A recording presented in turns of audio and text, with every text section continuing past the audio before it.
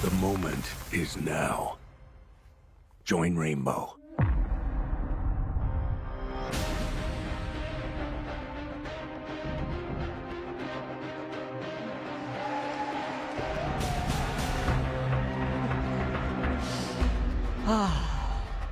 The day is finally here.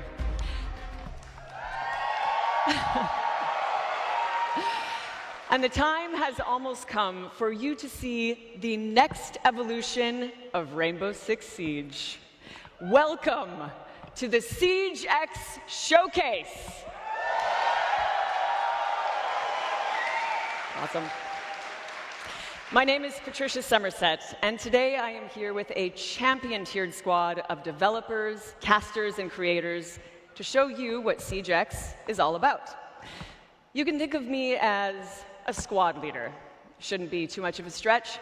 As the voice of Ash, I'm used to delivering commanding lines.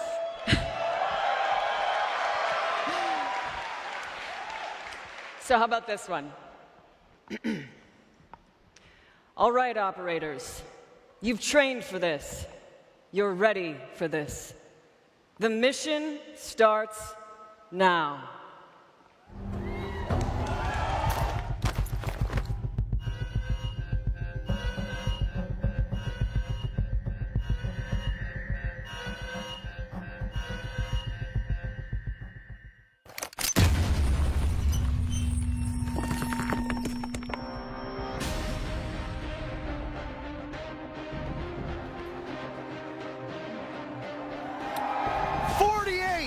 Of your favorite content creators have assembled here in Atlanta to usher in an explosive new era of Siege.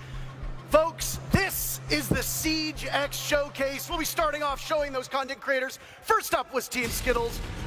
Team Meaty Marley will join next, and get loud for your favorite content creators. We got a lot of familiar faces on that roster alone, what we even previously saw from Team Skittles, so I'm excited to see what we got through and through to see the rest of these teams. There are a lot of Brazilian content creators that you might be familiar with. It's Team Raza up next. Got Team Brazil mixed in with a little bit from all around the globe. Team Pestily is going to join them next, walking out of the large X. I'm going to be honest, I know there's a lot of you here. You got to be louder than that. Come on. You know, we just talked about Team Brazil. Now we got Team A and Z coming through. There's a lot of players that will be coming out, 48 in total. Some familiar faces, some newer to our scene, but I mean, hey, it's a new era for our game. Team Spoit is up next. You know, we've talked about Spoit a lot, but there's some phenomenal controller players coming from that Xbox scene here. That controller player, by the way, there's a bunch of them on Stable Ronaldo, the next team walking out. You know, I saw Kiki warming up. She's looking strong, but they also have Frankie there, Diamond 1. Some familiar faces that you might recognize of this group walking out. The next is Team Lacey. Very big names coming alive right there as we see one of our own right there with Uzi. That's my boy. Uzi should be a familiar face for those of you that follow along online. And Team Pengu, a team of names that you've seen and heard before, but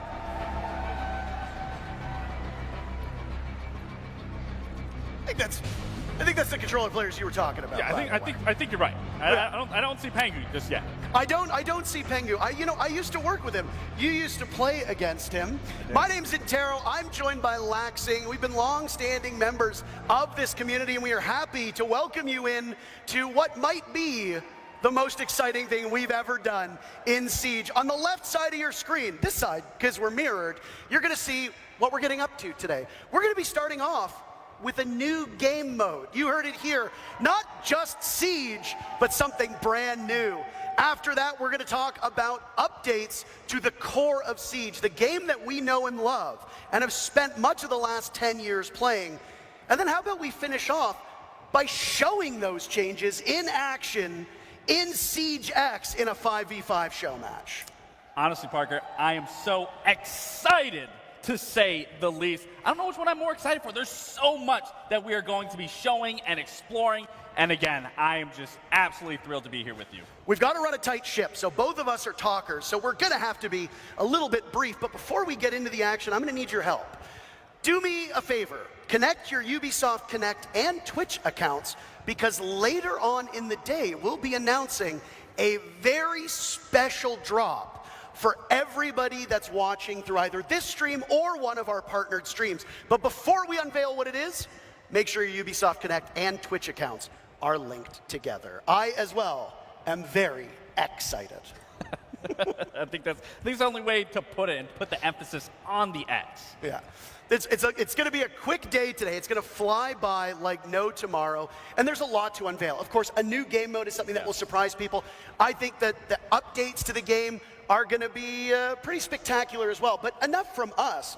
How about we send it to two of the greatest minds at Ubisoft who have helped make Siege X possible, Alex and Joshua.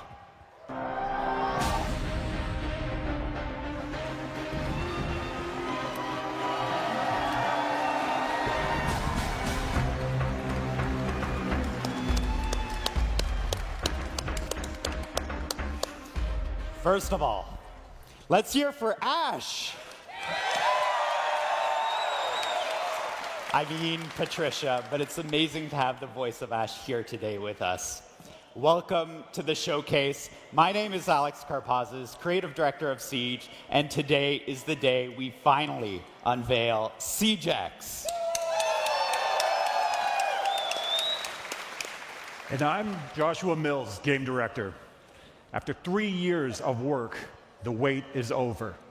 And we're taking the core Siege experience to the next level. We have a ton of details to share with you about how Siege is evolving with exciting updates like modernized maps, an audio overhaul, advanced rappel, and much, much more. In a few minutes, you will see live gameplay of those changes. But before that, we have a very first Siege X trailer to share with you.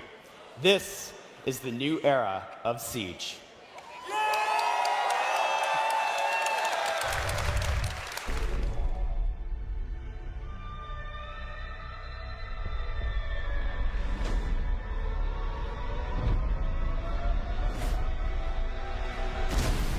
I got all my soldiers on the need to know. Once I get a green, we all on beast mode. Feeling lightheaded, come on, peak close. Trailing up a steep slope, catch me out of reach from peak time. Started putting pressure on the action. Big prize, started till you're trying to feel a tragic. Can't stay younger, cause I stand on what I'm standing. Whole team coming up from all across the atlas. Visionary drip, missionary risk. That's a lot to take in. That's why, over the next few hours, we'll cover all of it. We have 48 content creators around us getting set up right now with 4 live matches. And if you're quick with the math, then you've noticed that something quite doesn't add up. That's because they will be playing our brand new 6 versus 6 game mode, the first permanent new game mode since the launch of Siege. We've taken the strategy, teamwork, high-stakes gameplay that make Rainbow Six Siege so special and built a completely new game mode that's designed to push the limits of what Siege can be. Get ready for strategic plays, unexpected twists, and all-out action. This is Dual Front.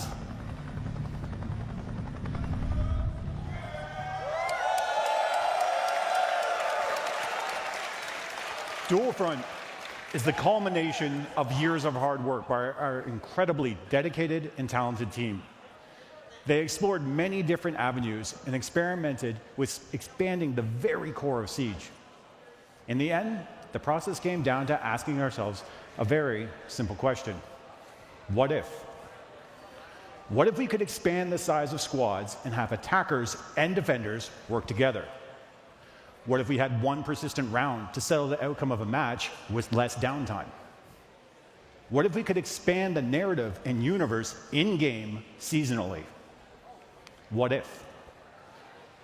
One of the answers to these questions was to design a brand new, ever-evolving map where the action takes place. Welcome to District.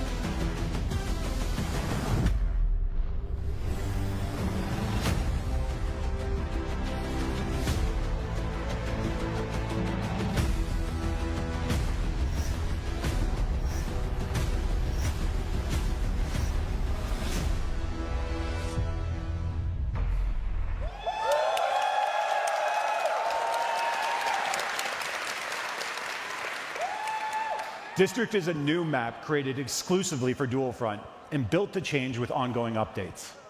This map is uniquely designed to support the exciting gameplay of Dual Front and create new possibilities we've never seen before in Siege. Let's break it down. 2 symmetrical fronts, each featuring 3 sectors, set up the main framework of the map. Teams must capture one front while simultaneously defending the other as they work their way deeper and deeper into enemy territory. The ultimate goal? Reach the final sector and destroy the prototype in the enemy's HQ. The map's layout balances open areas and strategic choke points, demanding coordination and adaptability. And when I say open areas, this also includes outside. Players will now be able to move between indoor and outdoor spaces, extending their defenses beyond the walls of the building and setting up for some devastating ambushes. So if you don't drone, it's time to start. If the enemy does catch you off guard and eliminates you, you will be able to return to the fight as your currently selected operator or select a different operator for a tactical adjustment.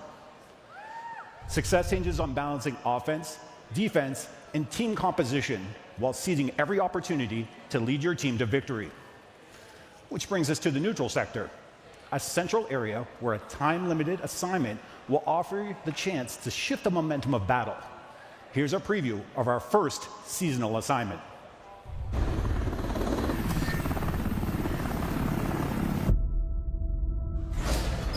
Intel has zeroed in on an available assignment in the neutral sector. The enemy has started the extraction. Move to intercept.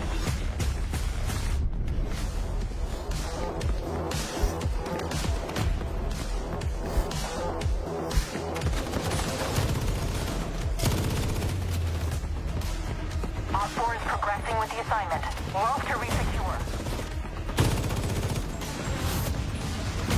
Well done. Proceed to extraction. Excellent work.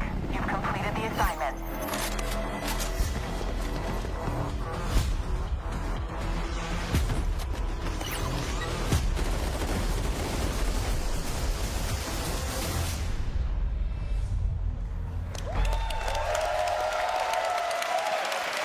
The neutral sector is a high-stakes conflict zone where bold plays lead to game-changing rewards. Players can tackle the time-limited assignment that will grant valuable bonuses. It's important to keep in mind that taking this risk means leaving key positions open, as every operator participating in the assignment is one less operator in your attack or defense frontline. The race to secure these objectives is intense, and success in the neutral sector can tip the scales of victory, making it a battleground where split-second decisions and daring strategies can define the match. With each new season, players can expect a new assignment in Dual Front. This means new narrative, gameplay, and neutral sector map updates. Dual Front was built from the ground up to use the strengths of Siege, while adding new twists. If you're new to Siege, this is a perfect game mode to play. Everyone is on a level playing field with a single new map to learn. There's also a limited operator pool, allowing players to focus on a smaller roster. We will be changing the operators in this pool twice a season, so that a new exciting meta is just around the corner. Finally, we all know that every life is a lesson. Respawn is an important part of this mode, allowing players to experiment and learn through play. You can join the closed beta later today on PC and current-gen consoles.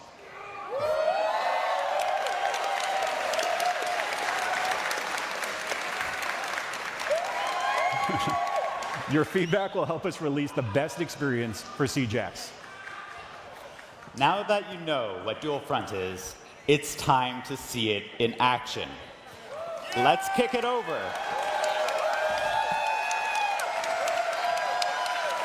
Let's kick it over to our legendary casters and see your favorite creators exploring and discovering all Dual Front has to offer right now.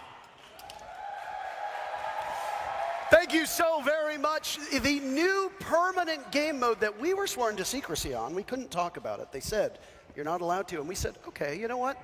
I want to hear how loud you can get. Now, remember when I said that there would be a surprise later on? Joshua just told you straight up, you can play Dual Front today.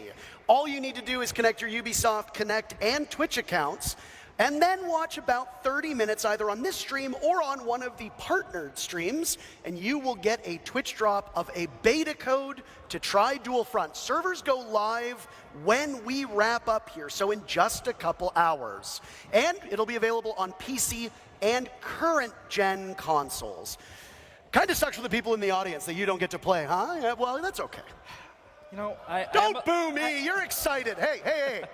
But how excited are you for Dual Front? How excited are you for that, what looked like a weapon inspection? They got very, very loud. I mean, respectfully so. You know, we finally now can inspect it. But, I mean, for Dual Front specifically, I did get to try it. And I'm jealous that they get to play it now, and I got to sit here and talk about it because I truly had so much fun within that time frame that I was able to play. You didn't get to play it. I didn't get to play it. You still don't know what it's like. I have no idea. Truthfully, it's a wonderful game mode. Would you say you were excited? I was more than excited. Wonderful. We've got 48 content creators here to take us through Dual Front, and in just a moment, we'll be getting into the game. And honestly, because I haven't played it, am just as eager to see it in action as all of you are. We'll be going through how the actual objectives progress. How does that neutral sector actually work? What are the rewards that they get? And how does the matchup ebb and flow? And the one thing that I am most particularly looking forward to is you and I first started playing Siege in year one. We have got to see this game grow from the very beginning. And if you go back and you look at Siege as a regular game, the way that it was played back in 2016 is very different from the way it's played now. I have no doubt that Dual Front is going to function the same way. Now, in just a couple seconds, we'll intro our very first set of teams, and it will be fascinating to see how they tackle our newest permanent game mode in CJAX. What are your expectations before we get into the match? To be honest, there's no expectations that can be met, truthfully, because this is a new game mode. This is an undeveloped area where people are going to be figuring out. We're going to be understanding what it's going to look like, what we can see. Team Lacey and Team Stable Ronaldo will be the first set of teams. We are in the operator selection phase, seconds out from the first look at Dual Front. Operators are locked in. Are you ready for the next era of Siege? Folks, let's get underway with our first matchup of Dual Front. So this is already super unique. You know, when you start, you have the 6 operators that you are choosing from. I believe, if I'm not wrong, you will always be at the front, so you can always feel like you are the leader in this scenario, leading your team. But again, what's so unique about this is when you think about Siege as a whole, it's always been 5v5. Now you are adding that key element of bringing a 6th player onto that squad, which allows so many different ways to approach Siege and how you want to play it. And again, another big thing is you can mesh attackers with defenders. Now, while you had some hands-on experience, and you are a former pro player and a former world champion, It's not your expertise that we're going to lean on here, Gabe. We have brought up both Alex and Josh from the keynote to help us understand the way that this works. Gentlemen, first things first. What a day. What a day. I mean, I think you were prepared for the audience to get loud, but would you say you were a little caught off guard with the enthusiasm that we're seeing? I mean, we've been waiting for this moment for 3 years now, and we're still not prepared for it. This is really exciting. The teams poured their hearts into this, and now we get to see it live in action. Yeah, like, I mean, it's always a reaction, right? You hear the people, you get to experience that full hand. And it feels so awesome to finally be talking about all this. I'm going upstairs, Now, the way that you conceptualize this game mode being played might differ from what we see today. But is it fair to say, Alex, that you're expecting players to literally problem solve as it goes along, and that there isn't really a defined correct way to play based on when you built the game? I mean, we've been playtesting this for over a year now, and we're still learning new things, new combinations of operators. This is the first time we're taking attackers and defenders together on the same team, but we're keeping that attack and defend philosophy alive, where you have one lane, one front to push, and one front to defend. So yeah, it's all new. Well, and as I was saying, you know, the key element of adding a sixth player to that squad, I mean, Siege for the past 10 years has been 5. I mean, what was the decision to bring that extra element of surprise and putting a sixth member onto that roster? Well, one of the big goals we had with Dual Front is to actually make Siege more approachable. So, and one of the ways of doing that is to kind of lower that social pressure of having to, if you die in a 5v5, 4v5, that's a big detriment to your team. So in 6v6, you actually get to carry that weight a little bit more evenly. Additionally, obviously, the respawn's going to help with that and help people feel more confident and learn over time. But that's definitely a driving force there. I just want to touch on something here, and I don't mean to interrupt you, but we've got our first objective at play.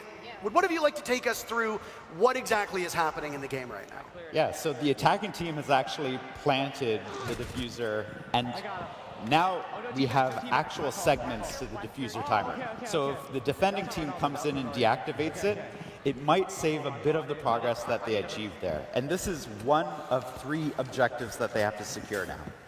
That would explain why we have the 3 segments on the diffuser. That's right. So if you stop it, it'll go back to the last tick, if we want to call it that. That's right. And then you basically paused it. So it functions very similarly to regular Siege in the sense that you have to control the objective, you have to get that diffuser planted. And I love specifically that you guys talk about, you know, regardless of this being a brand new game mode, you guys are still keeping that core value of what Siege has always been in terms of that tactical prowess and what you can do within Siege. And I think being able to bring attackers with defenders can really set up that strategical stand even more in depth than what we've currently seen throughout Siege. I mean, that's the magic of it. As when you're playing this, you have to go on the attack. You get the attack, and then you got to go into the defense within the same lane. So it varies up what you're able to do there, like bringing a Nomad on attack. Obviously, we've done that 1,000 times, but putting her into the defense and making for the post plant, it's all about that. It's almost like they're fighting on dual fronts. And now we see that the other team has planted the diffuser as well. So both are active at the same time. Teams have to regroup, and understand how they can recapture the site now that the plant's gone down. The red team succeeded, it looks like, in their very first capture. So now what happens? Oh. Is Uzi going to get it? Yeah. They've already lost 1 tick, as you talked about. Yep. And it'll roll back. So like that progress they earned and they fought for, they get to keep, but they didn't get all the way for the next sector of the actual objective, so that's lost. And what I'm seeing now with the front A team, they have that first one secured. Now that timer is going. So essentially, does that now force them to now play the defense, wait for that next sector to open up, and then make that transition with that rotate? Yeah, that beat there is actually leading into essentially a prep phase for that new sector. So our attackers in that lane are going into prep, using their drones, looking forward, or they could rotate in through the neutral sector over to defense and help shore up your own defense. Now, I do want to ask you guys, because you've obviously had some time playing through it, what is your ideal lineup that you've ran the most, that you've experimented with the absolute most, whether that's on the defensive side or the attacking side? They're bouncing. They're just very excited to play the game.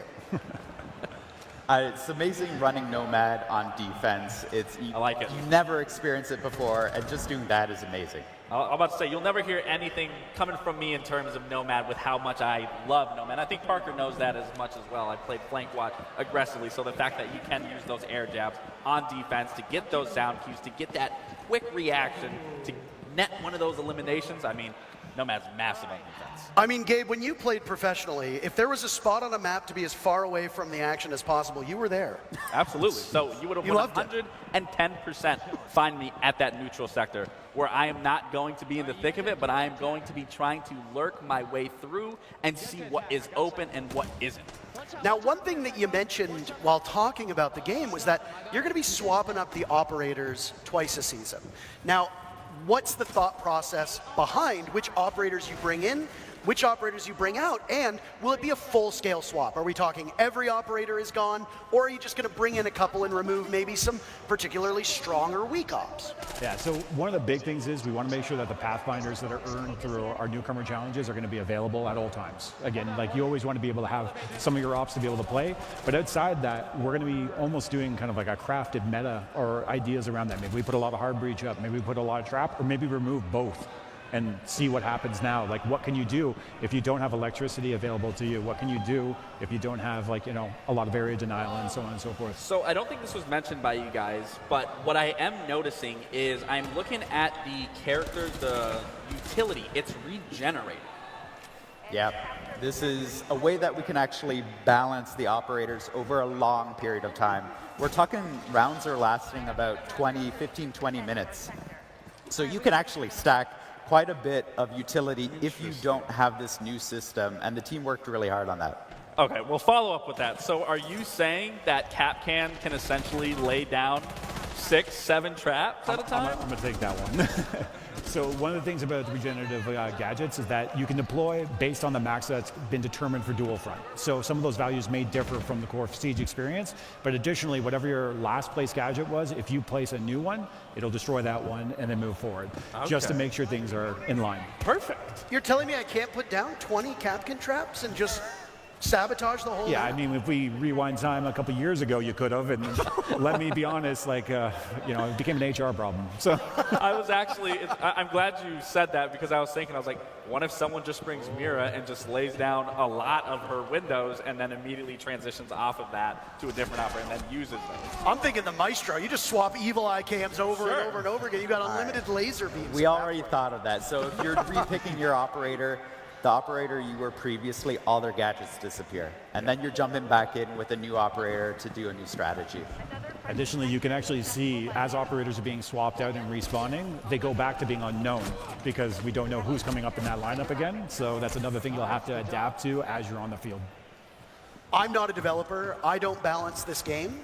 I can only imagine how tricky it has been to find a way to make everything work. But before we get there, one of the beautiful things about having all these content creators in person is that we get to hear from them live in action. Patricia has an interview ready for us down on the stage. Thank you, guys. I am here with Skittles. How you doing? Doing great. Skittles, I would love to get your first impressions of Siege X. How are you feeling about it right now? I'm absorbing everything. This is a completely new game. We got a big map, more operators. Like it's insane. I'm just trying to take everything in right now, basically. I can imagine. Are there any particular things that you're focusing on or interested in seeing in terms of the new updates? I'm just really excited about the gun inspection. After 10 years, we finally got that, and oh my god, all the skins we have now, it's so worth it. It's so cool. Very cool. Well, I won't take too much of your time, get you back to playing. Thank you so much. Skittles does a lot of YouTube work, and I know that the weapon inspect element will be excellent for thumbnails, so that will make it a lot easier for content creators to advertise their stuff. Let's dive into the next matchup that's happening at the same time, and it's a little bit of the old versus the present, one could say. A former two-time world champion of Pengu versus a current major champion of Spoit, as it's Team Pengu versus Team Spoit, and there's a competitive mindset between these two teams that is, maybe I would say, unlike a lot of the other matchups we'll have today. I mean, how competitive can it be? I mean, Spoit's beating up on a retired old man of Pangu. Like, give him a break. Let him breathe a little bit.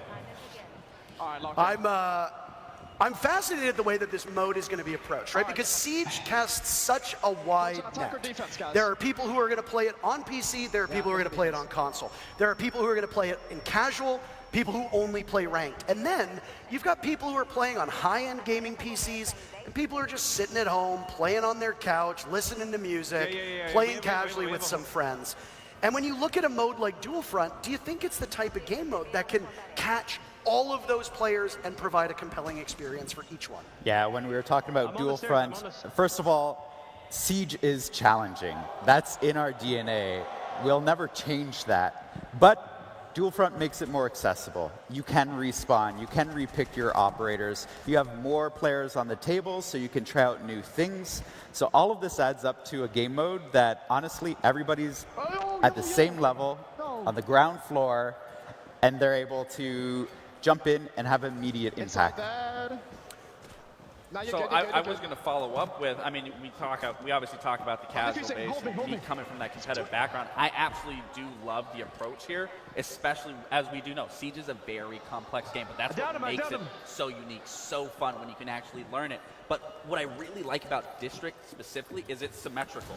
It does really allow you to learn from one end to the other of just the basic functionalities of how Siege is played, whether you're playing horizontal, whether you're playing vertically, so you're not getting confused. And for a new player that you can come in and be like, okay, this is what Siege is like. So then you bring that into the other maps. And then I did also see not every single operator is able to be played. And I think that also is huge because as we know, Siege has a lot of operators and continuing to grow as the game continues to go further on. So I do genuinely think this is a great approach for not only a competitive standpoint, but most importantly also I'm doing it. Ready? Come here. Yeah. No, I'm very excited to see the way that it shakes out. Have you two noticed anything that's happening at this current point in time that has caught your eye that you maybe weren't expecting at the tests you've done over the last year or so? Well, I mean, I saw someone do a breach I literally have never seen someone do, like in all our playtests, breaching in onto the stairs of the second sector. Like, that side of the site, like, I don't usually see people, like, pushing through there. They usually push from top floor or walk up the stairs, but never breach the wall and jump right into the stairs. So that's kind of the magic of the map, right? So. Well, we've got another interview ready from TikTok to Twitch, and now here in Atlanta, we've got Titanium Rolo down on the stage with Patricia. Thanks, guys. You've got it solid. I am here now with Titanium Rolo. How you doing today, Rolo? I am doing amazing. How are you doing? Oh, wonderful, especially now that I'm with you here. Already like fast friends. I wanted to ask you, what do you think about the neutral zone in the middle of the map? So I think the neutral zone is actually really crucial, and I think that from the times that we've played it, we've not focused on it enough. There's so much focus on either attacking a base or defending a base, but actually so many people go to the neutral zone that if you manage to get control of it, then you can kind of completely control the flow of the map, and I think it's going to be way more crucial than we've given credit for it. And I'm also hoping, since I like Easter eggs, I'll find a couple of Easter eggs around there too. I wish so many Easter eggs for you. Thanks for your time. I'll let you get back to playing. My pleasure. Thank you, Patricia. Yeah, the Easter eggs that are hidden in all of the maps, by the way, are we going to see any in Dual Front? Do you even want to give that away? Definitely first jump into the beta, check it out yourself, find them, because we have hidden some stuff around the map. Right. And for a reminder for those of you, we're going to say this a lot. I apologize if I sound like a broken record. But the thing is that the more I remind you that maybe you might actually be able to get to the game yourself, we are doing beta code access for Dual Front that is on right now. Once we are done with the showcase, you will be able to play Dual Front, providing you link your Ubisoft Connect and Twitch accounts, and then watch either this stream or one of our partnered streams. You will get the code after about a half hour or so, and you can start playing this game mode later today. I don't want to know what he's... Oh. Jeez. So as a status update in the match, right now, both teams are trying to capture the second sector, And actually, I think Beta Team just lost theirs, but there's an assignment that's coming into the map. That's the neutral zone. We'll have a new objective that everybody has to jump into. And we have to grab a hostage. So while up to this point, it's been like the typical quote-unquote siege where you have to get the case down, now we're going back to the old ways of the hostage being involved. Yeah, and not only just that, but the hostage is Dokkaebi, because we lost her at the end of the Assault on Hereford event. So this is where that narrative starts coming in when we talk about seasonal update that way. I want to say, so when you grab the hostage here, if I'm not mistaken, you have to bring it to the other side, the enemy side. So what Anne is already doing this wrong. She brought it to her, I believe, thinking that they are going to get that extraction, but they actually need to bring it to the opposite side and make it far more challenging than just as simple as, let's just bring it back down.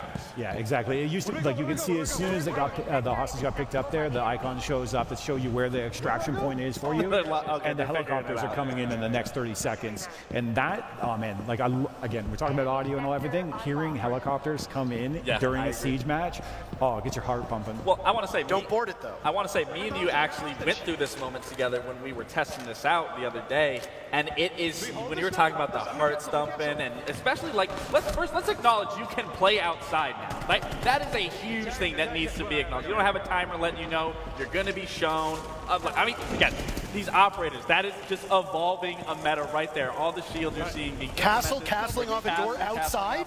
What am I watching? Exactly. But no, like I was saying, back to that, it is very intense when you have to run to the enemy side with this, trying to get that extraction up while they're up and coming, spawning, holding those positions from outside, waiting for an ambush that you're potentially running into. You were actually doing a very good job at leading that. You were like, all right, Lax, I need you to get in front of me. I need you to clear this. I need you to clear that. And we did end up doing it successfully. Yeah, honestly, like, regardless if we talk about the match being, like, the game of being approachable, we get real competitive. Oh, absolutely. You mentioned that Dokkaebi is the one to grab here because of the actual lore of the game. Now, there are a lot of people here at this event dressed up in cosplay, and lore in Rainbow Six Siege, yeah, give them some applause. They work hard. The lore in Rainbow Six Siege has steadily increased to the point now where, you know, when I first started playing, and he first started playing, there was basically none. Will lore play a part in Dual Front, and will the events of future seasons find their way into this game mode? So that's actually what we're trying to do with Dual Front. Bring some of the story into the game proper so that you get to experience the story itself. And so every single season, we'll be weaving in the lore of Siege into the updates that you see in Dual Front. Now, when a team does successfully extract the hostage, what benefit does that give the team? Oh, they're at the wrong... Oh, yeah, no. they both just did the exact same thing. Do they throw Dokkaebi into the net? Well, they got Is to that take what it to they're the right supposed to extraction do? point. I'm not... But whenever they do end up getting it to the right, getting hostage to the right extraction point, and then having her airlifted out, you actually gain 2 sectors of the current objective or the next objective that you're going on. So if you have 1 sector left on, say, sector 2, it'll click forward on 2. Okay, and so that won't, so like for example, on Bravo's side, they already have 2 of those sectors, or not sectors captured, but they have, you know, halfway through. Actually, yeah, on either side of the match right now, whoever secures the assignment will win. Oh. But like, they just have to get them to the right extraction zone, and there's only 20 seconds left to get it done. And what happens if you don't complete this task? Then it just goes. They figured it Sorry, out. I'm too excited now. And so this is actually an air tap, and they win. So that's the thing. You can either play for the neutral sector, or you can keep on pushing in one of the fronts and end the game as well. Like all things Siege, you have multiple ways to pull off. That's right. A win. Take a screenshot. We've got more. We got more games going, by the way. So this one is finished, but next one up, we're going worldwide. Raza versus Pestily. Now, Team Raza have some pretty formidable players on them. And I wonder how they'll be able to tackle Dual Front. We saw a more objective focus in that Pengu versus Spoit matchup than in the first. And again, it's going to come down to the way that teams tackle these objectives. Do you go for kills? Do you fight for each of the sections of the map? Or do you battle, as we just saw, in that neutral zone nonstop. And for the Spoid and Pengu matchup, the neutral zone was the way to go. They ended up winning because of it. But again, that's the beauty of this being a new game mode, is there isn't a right or wrong way to play this. You can play it what you see fit, what you want to do. You make those tactical adjustments of whether you're rotating players or seizing a moment, seizing an opportunity, and then even collapsing and falling back if necessary. So again, we are going through and through to be seeing any way possible and played, because there is no developed meta just yet that maybe you guys are hiding that you're going to keep for yourselves and maybe run into you guys in one of these matches and quickly realize, okay, this is what we need to do. Whatever meta we've developed, it's going out the window as soon as players get into the beta, because players just learn the game faster than anyone else on the dev team, and so that's going to evolve so quickly we won't even recognize it in a week. Well, his game is finished, so let's hear what Pengu's thoughts on Dual Front are. I am over here with the wonderful Pengu, everybody. Thanks so much for joining us today. How you feeling? Excited. I'm not going to lie, I was a bit nervous. And I came into it, I went 0-3, got no kills in the beginning. I was like, oh, chalk it. But then the teamwork started happening, and next to me started making some calls, and it clicked. We got the W. Lovely. I'm sort of curious, what do you think about mixing attackers and defenders? How's that feeling? I love it because it creates even more flexibility than before. Obviously, Siege has been about soft destruction, hard destruction. Now you have stuff like Capcan traps if you're defending, mute jammers. For example, Priest and I, we start defending the bomb site. He's playing castle, I'm playing mute. We're locking them out of the map, essentially. And then if we join them on the attack, we can play more aggressive operators like the Grim, for example. Amazing. Have you found any OP combos? I can't talk about that because, like, what if people, they copy it and they beat us, you know? So no, can't leak strats right now. Oh, perfect. I'm going to let you get back to it. Thank you so much. Thank you, Patricia. You can take Pengu out of the game, and his former team did, but you can't take the player. I gotta get my digs in.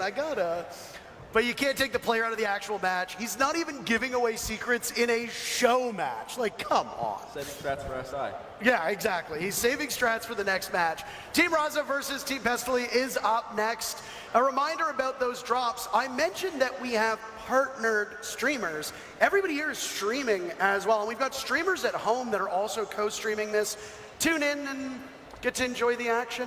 I know that you want to hear us, but you've also got other people to tune in to. Now, that matchup between Spoid and Pengu went by pretty quickly. How does that match up with your expectations of a typical game of Dual Front? So one of the interesting things about the neutral sector assignment is it randomly triggers in the middle of a match between, I think it's like 10 minutes and 15 minutes. Is that right? It's like first 5 in. Yeah. Like, so after 5, it can happen at any time. So they already were pretty advanced in the match, and then it did end. So that's about the time that you can expect. 15 to 20 minutes is the average game length, and then you can jump into the next one right away. So you get a lot in a little package. Hold on a second. Gentlemen, I'm seeing something here on your screen. Does your outfit show up on the loading screen before you get into Dual Front? Absolutely. You got to flex whatever you got. I think it's called Skinner jazzing. Raza, that's your own teammate. Well, he's got to take off the shades. I think he's a little discombobulated. He can't see right now. He's too cool. Too cool for school. That's something that we haven't really seen a lot of, right? Like, there's always been chatter online about, oh, like the player cards before the match should show my skins. In Dual Front, you've now made it so that when you load into a game, your outfit and your gun skin are shown off. So I also did notice when you first initially start out, you aren't just able to quickly run in to a different sector. You are blocked off right there. Is that essentially similar to a prep phase, or? That's exactly the intent there, is that it gives time for those in the defending lane to actually do their setup and get ready. It gives time for the intel to be gathered by the attackers. I'll let this be known that the neutral sector is always neutral. So if you want to frag it out as soon as you start, you can go and, do it there. That's interesting. Well, I'm sure there's a lot of people that love to hear you say that just want to get straight into the thick of it. And just like regular Siege, or core Siege, if I can call it that, destruction is a huge part of this. You talked about it as well. Well, we just got to see it firsthand. A lot of these teams are kind of treating this like team deathmatch. How beautiful is that? That's the rappel, by the way, that was shown, that you can now swing around corners. Amazing. The very first time in our very first match that we just saw that, the crowd went wild. I don't know if you heard that, but no, destruction, it plays a huge part. I mean, a lot of these teams, again, are treating it like a team deathmatch, but here, you can reshape the map to your advantage. That's right. And even, we saw it before, you can reshape the neutral sector. In fact, one of the things that we've been playing with is you can jump into the neutral sector before you attack, reinforce where you need to, or open up where you need to, so that you actually lay the groundwork for the match to evolve. So I did notice within these sectors there are still default cameras that are up. And we've already talked about regenerative utility. Is that the same thing with barricades? If a team just is absolutely not attacking, they're more focused on defending, where they just immediately fell off, will those barricades come back up? Or is that through and through, once that destructibility is there, it's permanent? Yeah, once the destructibility is going in place in the match, it's kind of the story of that match. So we allow that to be the permanent beats that had happened throughout it. So if anything's being broken down, like we talked about the cheat code where you get a soft wall, maybe not reinforcing it right away is a good move. So you get that second layer of destruction happening. But once it gets direct, then you reinforce it. And now that's a second barrier to stall them out. Josh has given that key intel for everyone listening, so you might want to take him up on that. There's a little tricks of the trade of this. Don't barricade right away. Wait for it to start being destroyed and then put it up.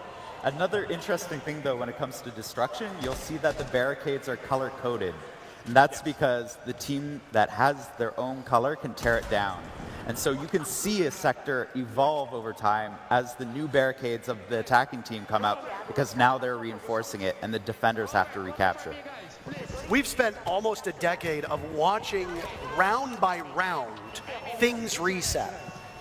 It's a little bit odd to see persistent destruction in this game. So, I mean, you'd see it in TDM from time to time when eventually, you know, a map would be reduced to smithereens. But not only do you see it now, but it plays a much bigger impact than it does in TDM, right? TDM is a fun game mode, but here there's much more strategy, as you pointed out. And the way you go about it will only deepen people's understanding of how to play this game. You know, Raza just displayed that perfectly, of questioning whether or not that was one of his fellow cap cans or another team's trap, and then scanned it to see if it was, found out it was, and then shot that. Again, that's another thing as a veteran player. When you're going to be experiencing this, you are going to have to be so aware of the utility that is placed around the map, placed around the sector, because you don't know if it's yours. You don't know if it's the other team. You always have to be on alert. So again, it adds such another core development and process that you're going to be going through while playing this 6v6 game of Dual Front. Yeah, absolutely. We're just moments away from starting our last match of the day. Gentlemen, it's been great having you here, and I'm assuming you'll be riding along for that last one. But is there anything that you want to talk about that we haven't seen yet, by any chance? Actually, we've seen quite a bit here that we haven't dug into yet, and we're about to, because there are changes that are coming that you might have seen in Dual Front. They're coming to the entire game. So we'll be talking more about that very soon, actually. You're just going to tease people? Yep, that's You're it. not even just teasing people, teasing us. Teasing us. You can whisper in our ears before you head out. Admittedly, we had to tease them earlier on with the new game mode and all that special stuff, but good things come to those who wait. Our very last matchup of the day is upon us for Dual Front, at least. Team Skittles, who you heard from earlier, and Team Meaty Marley will do battle. Fun fact about both of these team captains, both of them started their careers hiding their identity, and we eventually got a Skittles face reveal, and now we know what Meaty Marley looks like. The question is, game. Will their gameplay be as handsome as they are? Oh, yeah. I think they will, but something that really Make sure sticks it's out what to you me want. with both these rosters, if you were to ask me, who do you think's the favorite here? I don't have one, for the simple fact that your boy Roy and Atheno look a little deflated in their biceps. I don't think they got their pumping for the day. So you're definitely going to have to rely on the five players, I should say, on each side to pick up the weight from both those two. I have a slight suspicion as to what the devs were talking about, by the way, because they said there's something that we're changing in regular Siege that wasn't mentioned, but it was briefly shown on the reveal video before this. And then we saw what looked like a pipe on fire, which, as far as I'm aware, Gabriel, there's no operator who puts down explosive pipes. No, there isn't. And I was curious of that too, because, I mean, you know, as chefs, we add tons of ingredients to our meals and for people to digest. And that's kind of what I'm seeing here, is that ingredient is now being added into the gameplay that we all know and love of Siege. Again, we don't have operators that are laying down these pipes that can be shot. Is he going to shoot it? No, he's not going to shoot it. Unfortunately. And as for what that quote-unquote ingredient might be, the devs will be talking about that later on. I do like that we have a big mix of players here in Atlanta. You've got controller players, you've got mouse and keyboard players, you've got Siege vets, you've got former pros, you've got world champions, you've got people who, as far as I'm aware, might not have ever really touched Rainbow Six Siege. Yeah, I mean, Narcoleptic Nugget, he doesn't touch Siege. I mean, look at the gameplay right there. I know we know him from Siege, but I'm a little disappointed in his gameplay so far. This was the man whose biceps you made fun of earlier. Yeah, I know I'm going to regret it because, I mean... Do you think he could take you in a fight? Yes, for sure. I mean, look at him. He's so locked in. Huh? Actually, I lied. He just missed that. Well, it was through a wall. Oh, was it? There are outlines on operators as well, because as you might have noticed on the top of the screen, the teams can run the same ops. They can. So you can have 2 vigils on the board at the same time. We saw in one of our earlier matches, there were 2 docks on the board. And outlines are very important to be able to distinguish, is it a friendly dock or is it an enemy dock? Well, I mean, that's something that you're going to have to decipher, like I was saying, with the utility that's going to be on the map. You're going to have to keep in mind a mental awareness of, okay, we're seeing it right What's there. this? No, Macy, get off drone! See, he's not, you know, he's not appreciating. Okay. There it is. Okay, so that's interesting. So, you know, we talked about operators not being able to lay anything like that, but in similarity to a Capital Bolt, similar to a Goyo canister, I mean, this creates a completely different new look and what we can see in Siege X. This has been an interesting matchup between these 2 teams. They're playing it very slow, which is in stark contrast to the first game that we saw that had Uzi killing everybody in the server. Now, they talked a lot about this neutral sector, and it's coming in pretty quickly. Again, it can spawn at different intervals. This one in just under a minute, and it'll be only 9 minutes into action.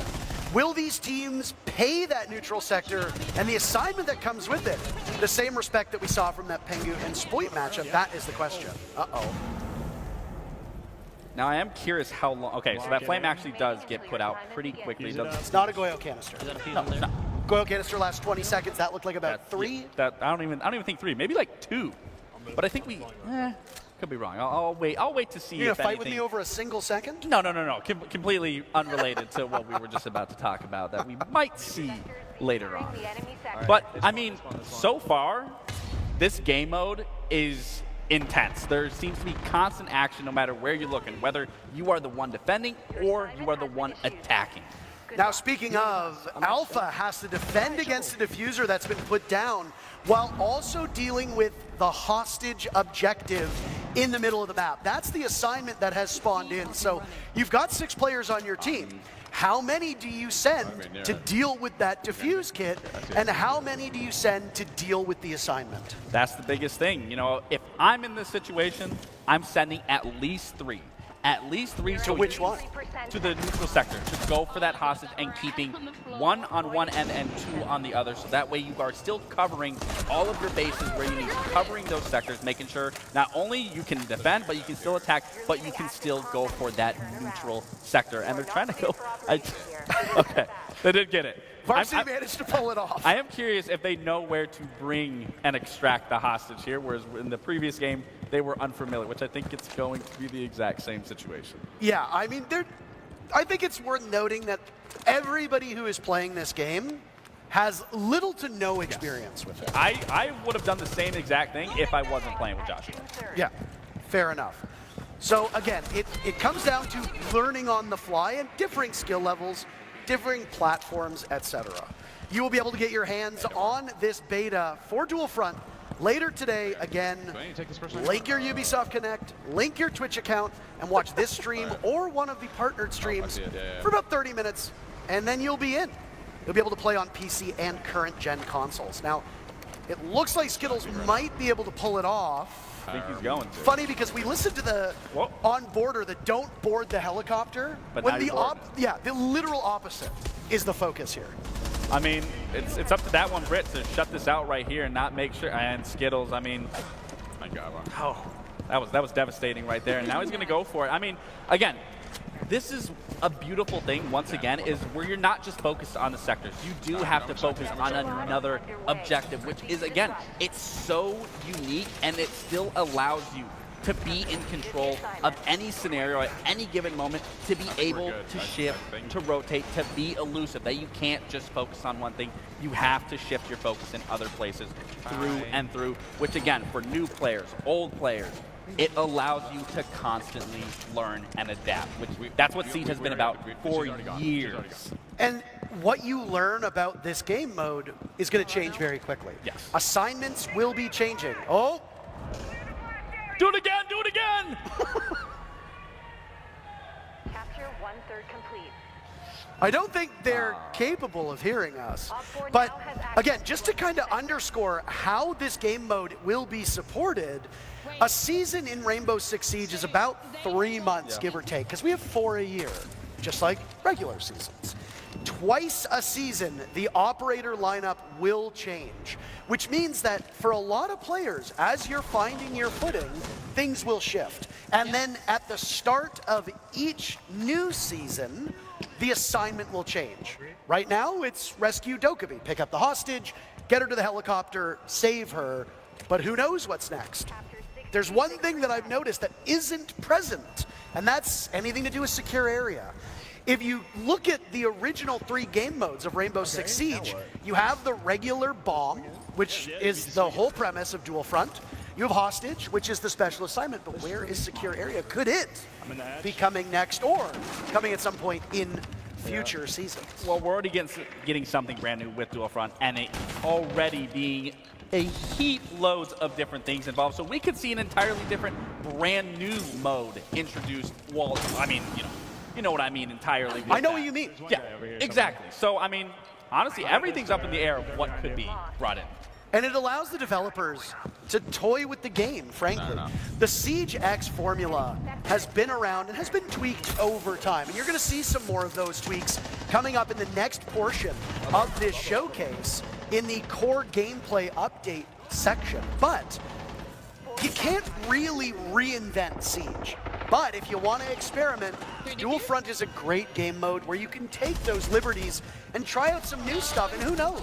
Just as right now, original core Siege has influenced Dual Front, something could be cooked up for this game mode that is popular enough, maybe one day down the line, we see it in the core game. Maybe not. This is us idly speculating, but again, it gives the devs a chance. It gives the devs a chance to talk about this new game mode. And of course he's MVP. Of course. We've got our last interview for Dual Front with Fastan and Patricia. Thank you. Hey, Fastan, how are you doing? I'm doing very good. I'm so excited to be here. The game's been a lot of fun. It's been great. Oh, amazing. Thank you for letting me take the time to pick your brain.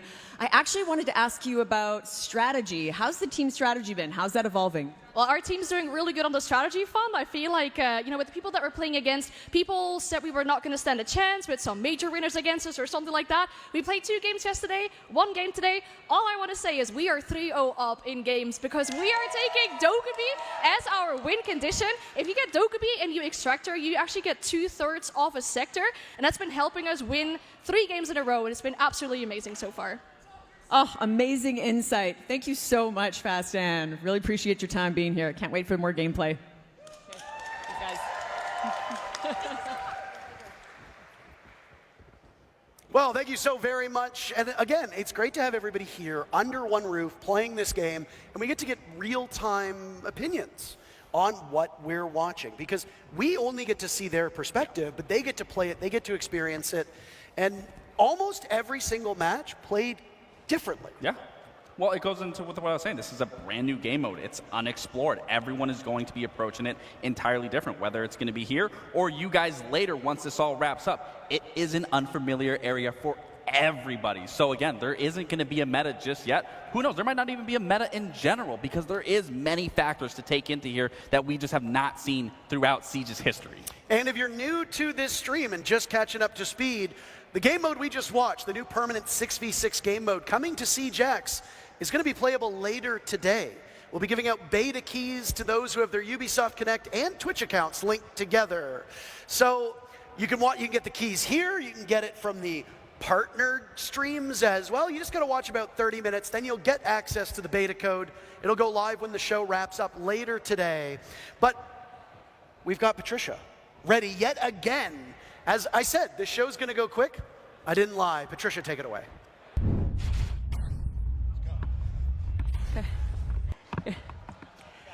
Thank you so much. Thank you, Antero and Laxing. How are you guys enjoying Dual Front? Pretty cool. You just heard them talking about some core gameplay updates that we will be revealing in the next segment. So all that's left is for me to set the stage.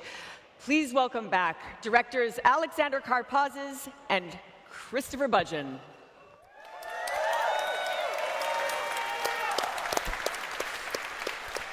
With Siege X, we're taking Rainbow Six Siege to new heights. Launching June 10th, at the start of Year 10 Season 2, this evolution of Siege builds upon everything that makes the game so special. In the first part of our showcase, we showed you Dual Front, our new 6v6 game mode.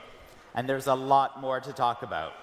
Siege X will deliver sweeping updates across all of Siege, with a strong focus on modernizing our maps, refining our gameplay, and evolving our audio, with much, much more to come.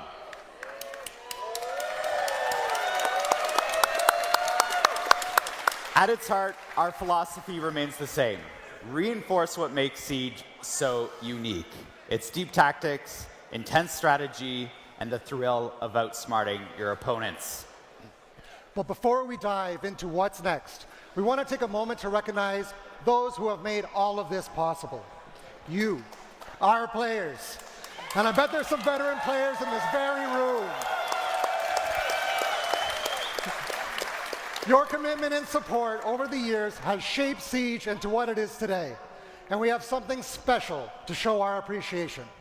Let's take a look at our veteran rewards.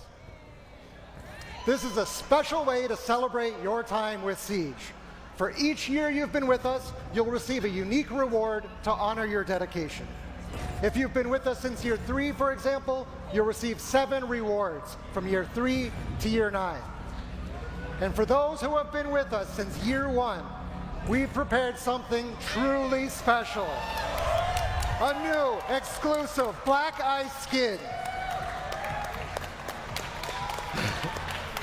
This is our way of saying thank you for standing with us through every battle, every season, and every moment that continues to shape the future of Siege. We also want to celebrate your legacy in Siege with a special badge of honor.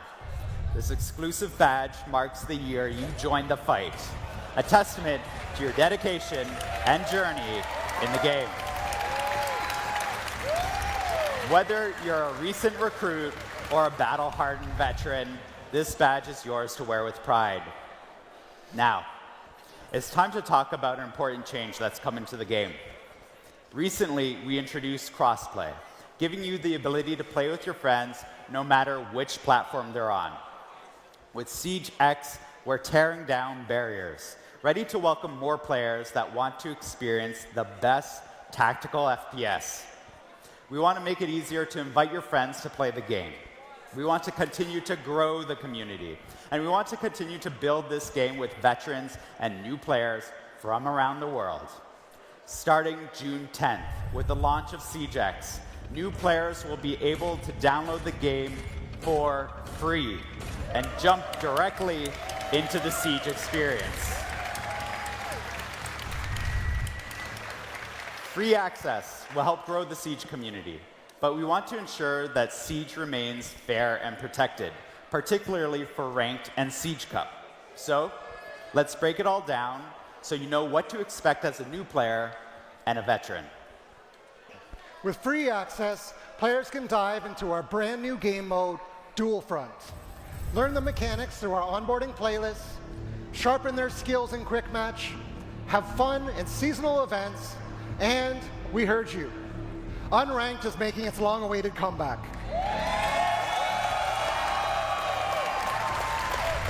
Unranked offers a competitive yet approachable experience for free access players to test their skills and explore the new pick and ban system, which you'll see in action in our show match later on. Free access players can experience core Siege gameplay and access training modes, earn XP, and unlock rewards. As part of the new onboarding process, players can earn and customize up to 26 operators through play. Additional operators can still be unlocked using the currency they earn to continue to grow their roster. The most competitive playlists, Ranked and Siege Cup, are high stakes and reserved for those who unlock the next level of Siege competition through premium access. And as always, you'll need to be level 50 to participate. Also, I want to reassure our dedicated players. You will keep access to everything you have. That's right, don't worry, veteran players. You'll keep access to everything you've earned over the past 10 years. Your access to our competitive playlists, such as Ranked and Siege Cup, your progression, your operators, your inventory, will all be yours to keep and to continue building for the future. No payments or action required to transfer your progress. As Siege continues to grow, we're not just preserving your legacy, we're refreshing the experience for every player. With SiegeX, our totally revamped UI will be more than just a new coat of paint. How you navigate through game modes, browse your battle pass, and interact with Siege is faster, it's more intuitive, and more immersive. The UI overhaul also streamlines your experience as you track your journey as a Siege player. So whether you're a veteran bringing in new friends or a fresh recruit, we've revamped Siege's global progression system. Clearance levels, reward unlocks, and challenges have been improved, making it easier to track your progress and navigate the early stages of the game. Our focus was to make getting into Siege as fun as possible, while giving you the tools you need to learn the deep and rewarding systems of the game. We're thrilled to welcome new players into Siege with free access. And we know that a growing community comes with responsibility. With SiegeX, we're making sure the game is the most secure it's ever been. That means industry-leading player protection, fairer matchmaking, and continued efforts to encourage a positive game that welcomes everyone. First, let's talk about game security. Last month at the 6th Invitational, we introduced R6 Shield Guard, our latest anti-cheat initiative. To catch up on the current status of R6 Shield Guard, let's hear from programming team lead Adrian Fraisse. Cheating and toxicity has no place in Siege, and we won't rest until it's a thing of the past. At SI, we introduced our new initiative, Rainbow Six Shield Guard. Our Siege Shield Guard takes a multifaceted approach to anti-cheat. Our QB system distributes different executables to our players, preventing tampering and issuing sanctions when detected. Binary hardening is the act of encrypting and hardening our game code to make it even more difficult to tamper with. Our security measures have rendered cheat makers' capacity to come back online much harder, with some of them exiting the scene entirely. Gameplay violation, our in-game defense system that allows for detecting players performing impossible behavior within the game, like sprinting while shooting. This system basically renders raid cheating a thing of the past, and we are working to keep it that way. Our next line of defense, Mousetrap, detects the use of mouse and keyboard in console pools. Our final line of defense is data. We use AI and analytics to detect irregular and exploitative behavior in the game. With SiegeX, our Siege Shield Guard updates live without the need of a scheduled maintenance. Cheats will be harder, more difficult, and costlier to make, and cheat makers won't be able to anticipate security updates before they come in. Our Siege Shield Guard is a long-term investment. We're here to stay, and we can't wait to share more.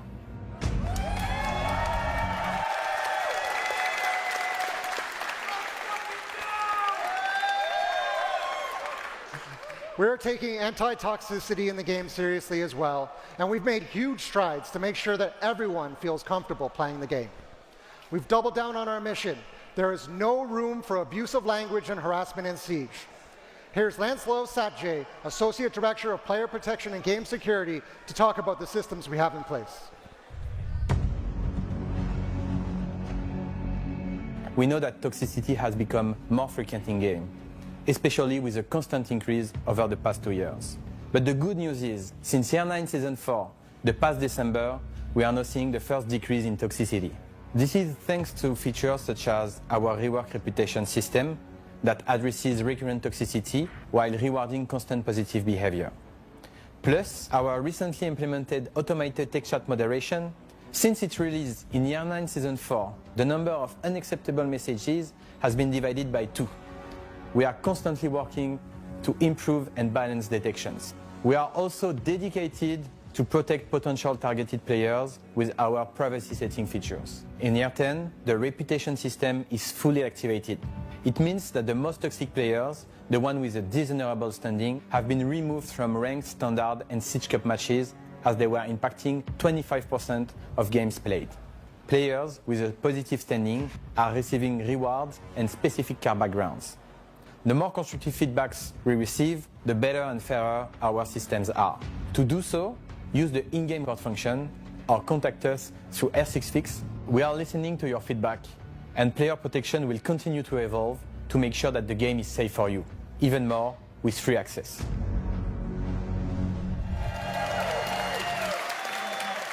Anti-cheat and anti-toxicity are top priorities for us on Siege, and I want to thank Adrien and Lancelot and their teams for their work making the game the most competitive and fair it's ever been.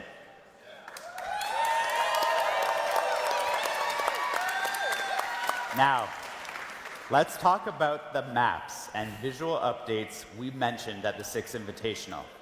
We've been listening, refining, and working behind the scenes to bring you game-changing updates to core Siege gameplay.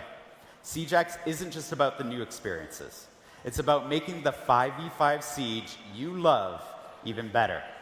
From mechanics to quality of life improvements and everything in between, we're ushering in a new era for Siege. One of the biggest changes coming to Siege is our modernized map update. We know how important maps are in Siege, and we've been hard at work improving visuals, readability, and overall gameplay flow to make every engagement more tactical and immersive.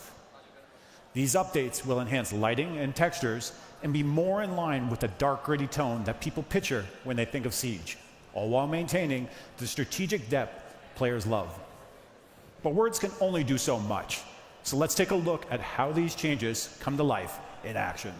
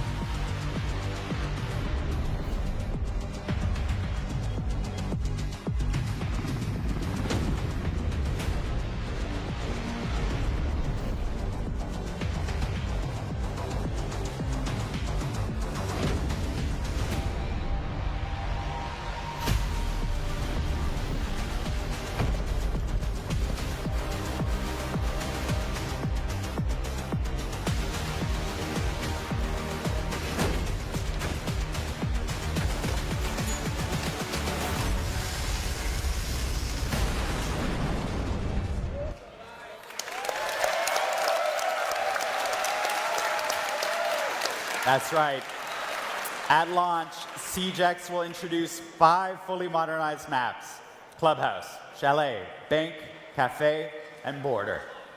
After the season of SiegeX's debut, each new season will deliver 3 more modernized maps.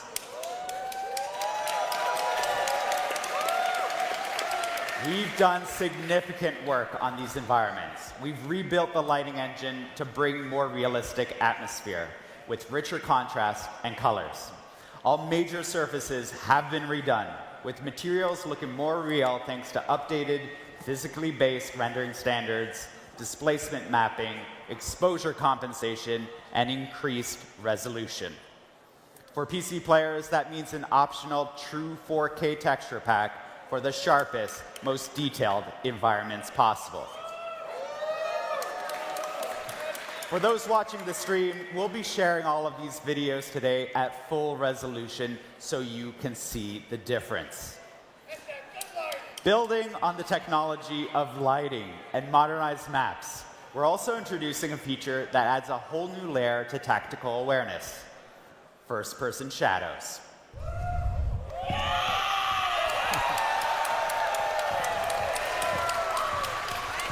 Now you'll have to think twice about your positioning. If you're entering a room or passing a hallway, you'll be able to see whether your shadow is revealing your location to waiting enemies.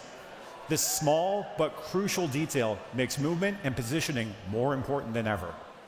The reason we can make all these changes and still ensure a competitive experience is because of a major change we're doing in making our enemy outlines updated. When we talk about stealth in Siege, we want players to focus on how much noise they make, not how visible they are. We always want enemies to be clear and identifiable. The new outline system means, even with the more immersive lighting, enemies can't hide in the shadows. This is a big change, but one that over time feels natural and ensures a fun and fair game. As usual, we'll keep listening to your feedback and make adjustments as needed. Another big change is the Repel update in Siege X, bringing more options to the most unique movement mechanics in first-person shooters. Rappelling has always been a defining feature of Siege, but we knew it could be even better. With advanced Rappel, you can now sprint along the wall, and you can pull off what we saw Callie do back in the Playbook story trailer. You can now transition around corners while on Rappel, including when sprinting. Here's those improvements in-game.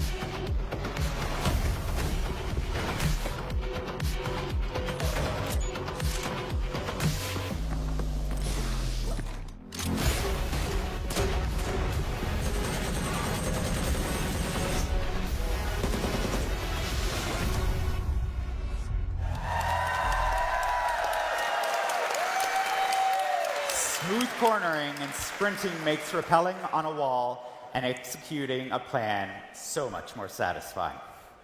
It's all about giving players more control, making movement feel natural, intuitive, and immersive. This is why we've also taken the time to update our basic movement in the game to include momentum as well. No more start and stop movement, but true flow and responsiveness. Let me give you a concrete example of this in action. Picture yourself moving across the bed in the bedroom gym side of Clubhouse. Before the changes, as soon as you ran off the bed, you would immediately stop running, drop straight down, and then start running again once you've landed on the floor. With the momentum-based movement update, you will continue to run off of short drops and carry your momentum with you. This achieves a new level of flow and immersion in the moment-to-moment action of Siege. We can't wait to see the creative plays that these changes will inspire.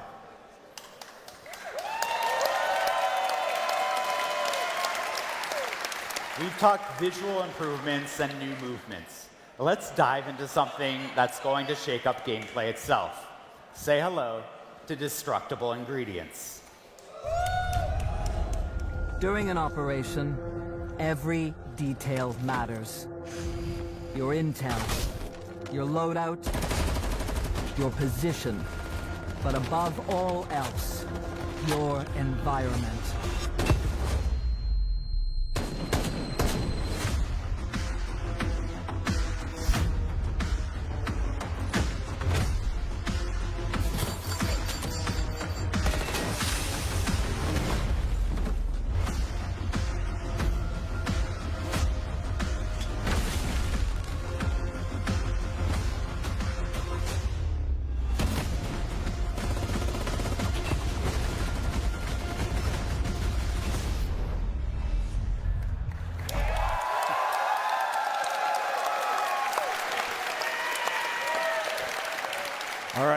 I freaking love these things.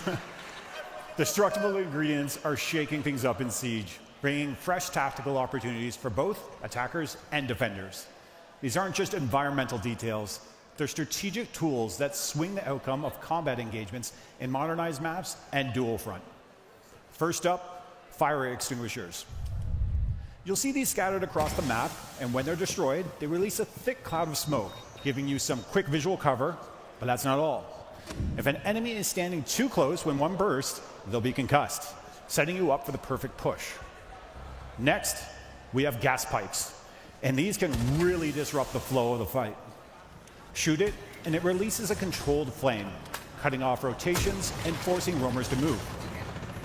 But here's the catch. Once the fire reaches its peak, the pipe explodes, covering the area in flames and creating a brutal area denial effect. And finally, metal detectors. You have seen these before, but they're a little more responsive than you've come to know them. Metal detectors are now fully interactive.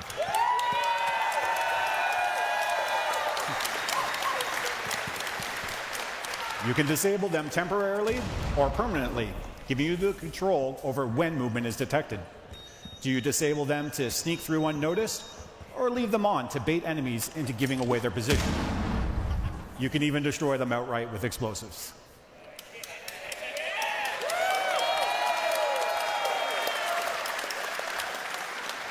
These destructible ingredients introduce new tactical possibilities, giving players more ways to manipulate their surroundings and outplay their opponents. Each of these destructible ingredients adds a new layer of strategy and creates fresh opportunities for creative play. Whether you're using them to gain an advantage or counter an opponent's plan, they'll keep every round dynamic and unpredictable. We can't wait to see the tactical strategies you'll come up with. Destructible ingredients will be available in modernized maps and in the dual front game mode. And we're not done working on destructible ingredients. We'll be listening to all of you to see how we evolve them in the future. Speaking of listening, audio in Siege is one of the most important tools a player can use to get a competitive edge. That's why we're introducing the biggest audio overhaul Siege has ever seen or heard. Every gunshot, footstep, and explosion will be more accurate, more immersive, and more clear than ever before.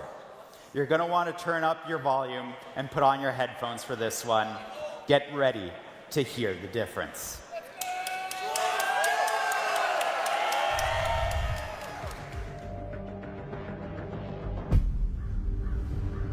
In Rainbow Six Siege, audio has been overhauled to convey a greater sense of accuracy in order to give players more cues to reliably detect enemy actions.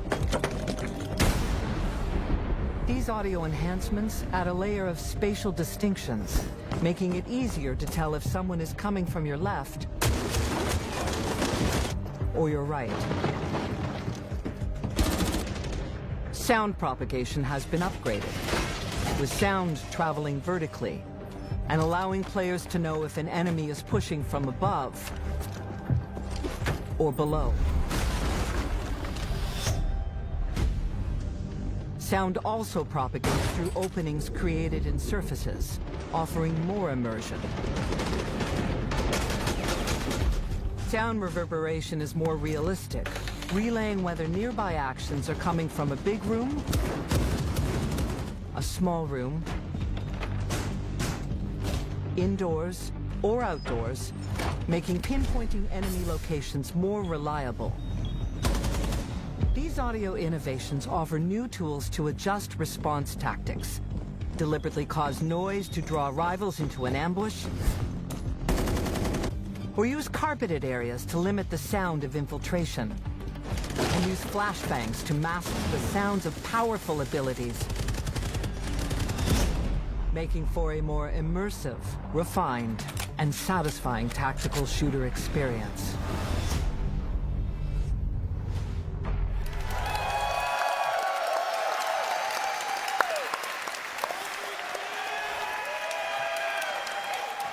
I get goosebumps every time I hear the new audio. With this audio overhaul, every sound in Siege is more precise and immersive than ever. You'll be able to pinpoint gunshots, footsteps, and explosions more accurately, whether they're coming from the left, the right, above, or below. Intel makes or breaks great plays in Siege. With these enhancements, audio has become an even greater Intel asset and is more reliable than ever. Audio will be able to provide the intel you need to succeed, but to truly dominate, teams need to be able to share that intel, coordinate attacks, and call out enemy positions. But we know that not everyone is comfortable using voice comms. That's why we're introducing the communication wheel, a new tool to design communication faster, clearer, and more accessible for everyone. In the heat of battle, communication is key. That's why the communication wheel is so important. It's your new way to call the shots and keep your squad in sync. Need help with a breach or a rotate? Call out the spot for your play. Is an area clear? Let your squad know it's safe to reposition. Ready to make a push? Tell your team you are moving in and lead the attack. And when a teammate makes the right move, confirm it with an okay or send them a quick thank you to keep the teamwork flowing. The communication wheel gives every player the tools to share their strategy regardless of their playstyle, keeping your team one step ahead.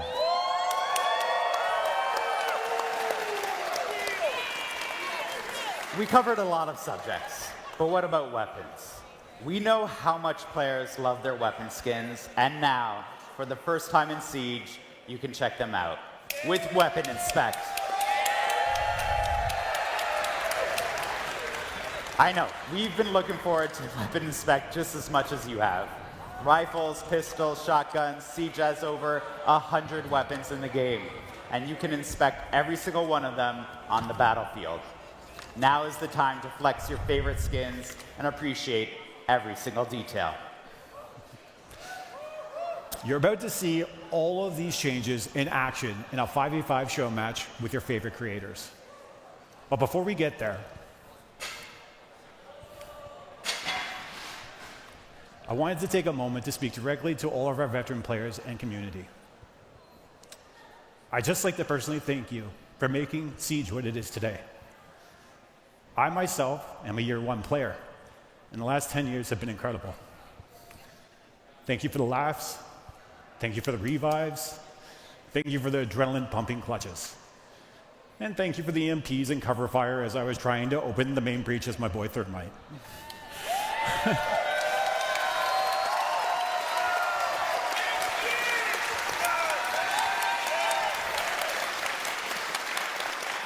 10 years of this game and the moments that have come with it are truly something to celebrate. And I can assure you that we still have plenty in store throughout the year to celebrate this momentous milestone with all of you. We've been building towards this moment for 3 years.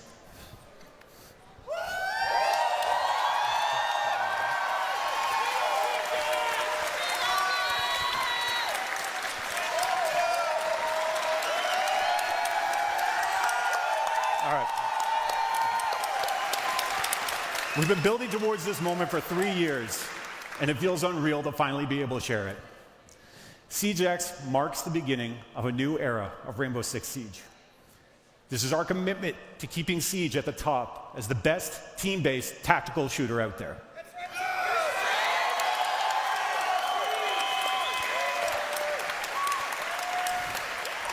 This is our commitment to the next 10 years of Siege.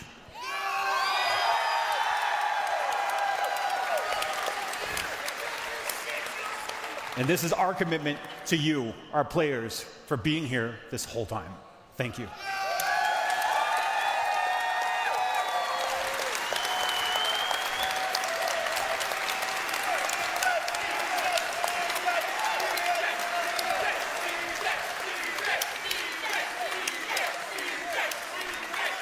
Rainbow Six Siege has changed my life, and I've had many players from around the world tell me the same thing.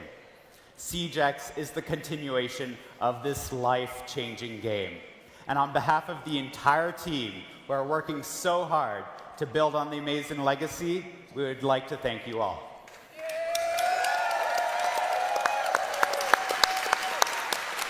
The stories you share, the friends you make along the way, and the passion you have for the game inspires us to always make Siege better.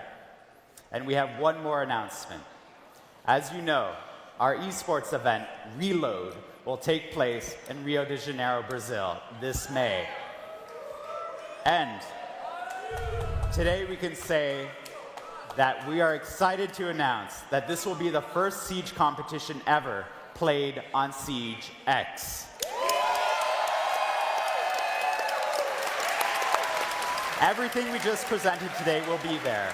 The modernized maps, the overhauled audio, the new rappel mechanics, the works. Reload will also be the place for us to share with you the full roadmap for year 10 and give you an idea of what's to come after the launch of Siege X on June 10th. Before we jump into the 5v5 show match, I'm going to pass it over to Patricia.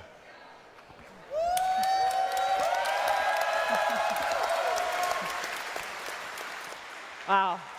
Thank you so much, Alex and Josh. Incredibly exciting updates. Wow. And now, a little surprise for all of you Ash fans out there. Let's take a look.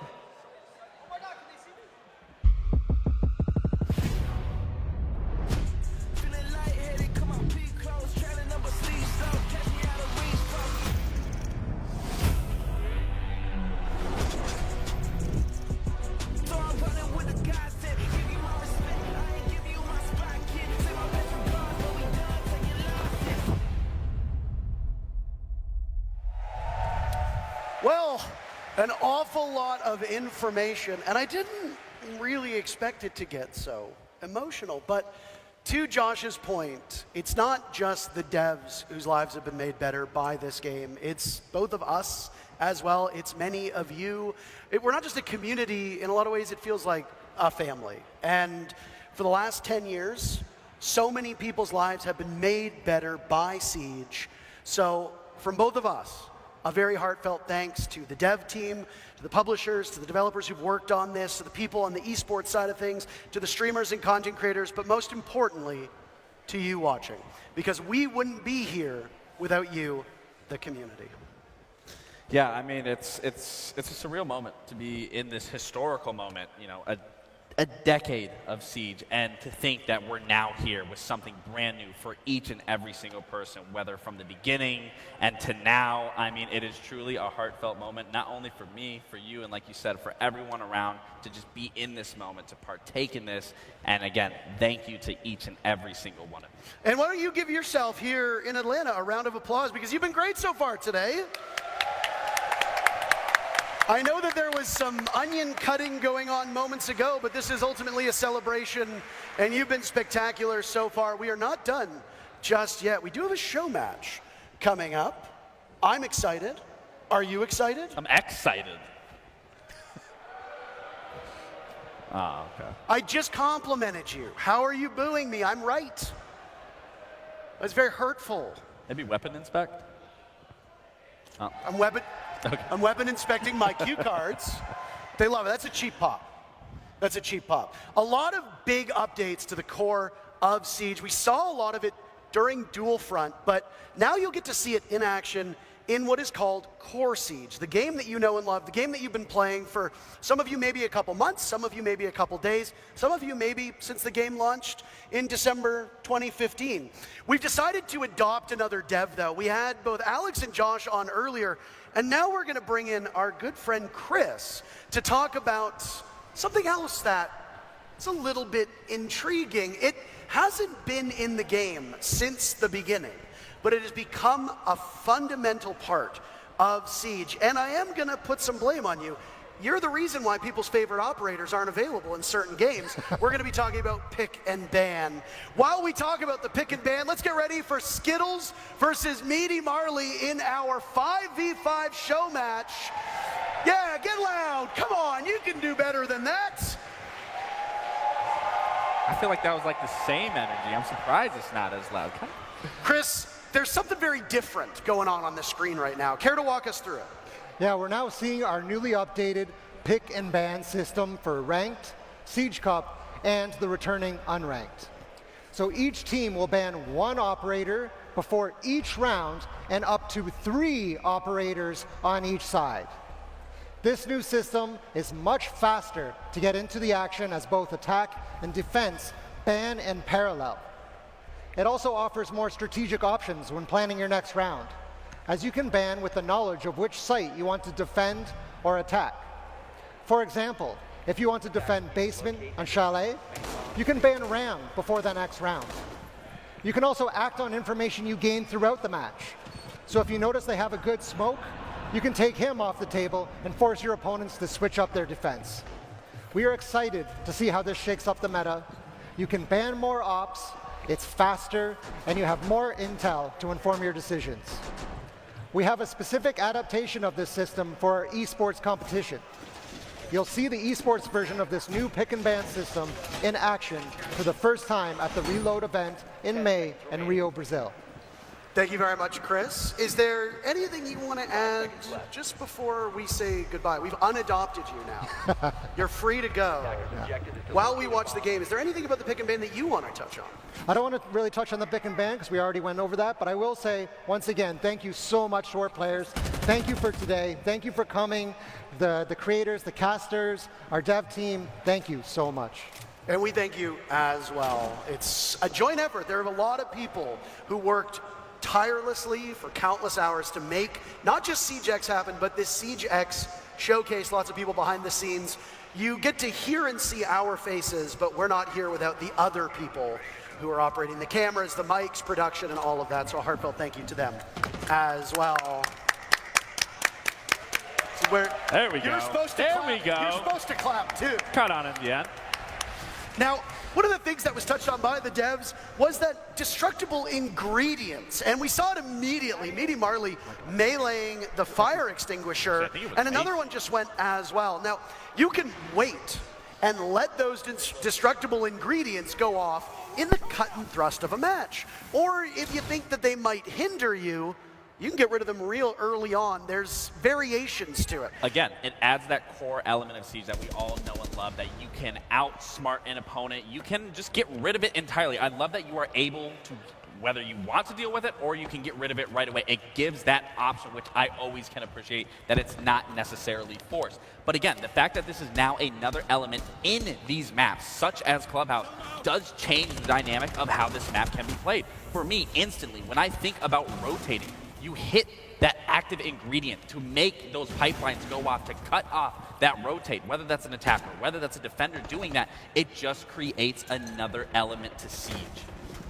Now the team's on your screen, as you can see, on the bottom portion, Skittles, Eldit, Macy J, Varsity Gaming, and Yo Boy Roy on one side. And speak of Roy, you said his biceps looked a little bit smaller, but the man is carrying his team at the moment. You know, I think he got his workout in. I think the blood's flowing in the biceps. They're filled now. I mean, he got a 2K. He just hit a frost mat, so honestly, leg day isn't looking too great. Can't lift that up unless you don't have a strong core, so we might have to take that back for the next round. But, I mean, it was a 1v1. And Varsity clutches it out. They took him to the academy. They did. First round on the new look of Clubhouse. By the way, Clubhouse is one of the 5 maps that have received a visual update / visual overhaul. And as Chris mentioned, we don't just have the pick and ban at the start of the match anymore. You ban operators between rounds. So in round number 1, the attackers didn't want to deal with the Valkyrie, so they got rid of it. The defenders didn't want to deal with Amonte, and now they don't want to deal with the Blackbeard. Hey, let me say this. This isn't an esport event, but even the casual community says, we don't want to play with shields. Let's get rid of them. So a Blackbeard ban and a Bandit ban, and the one thing that you can lean upon from your experience playing is a Bandit ban by the attackers comes in because you are expecting your defending opponents to go to a certain bomb site. Now, it looks like Team Meaty Marley will go down to basement, where Bandit isn't necessarily as critical. Kai tends to be a stronger operator here, but no Bandit means that church wall downstairs, it's gonna stay intact and will require some other type of denial, which, by the way, Meaty Marley, his team is not bringing at all. Yeah, and again, it creates a completely What is this? For those who are new to Rainbow Six Siege, don't do that. What is that? Hey, it's okay to do that. This could be used in a way that we've never seen before.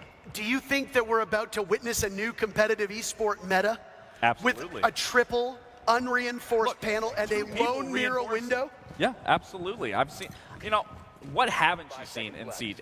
It's endless opportunities, abilities. I just saw 3 cap cans at the front of that door. I don't typically see that. So the fact that we're seeing a mirror on an unreinforced church wall, it makes sense.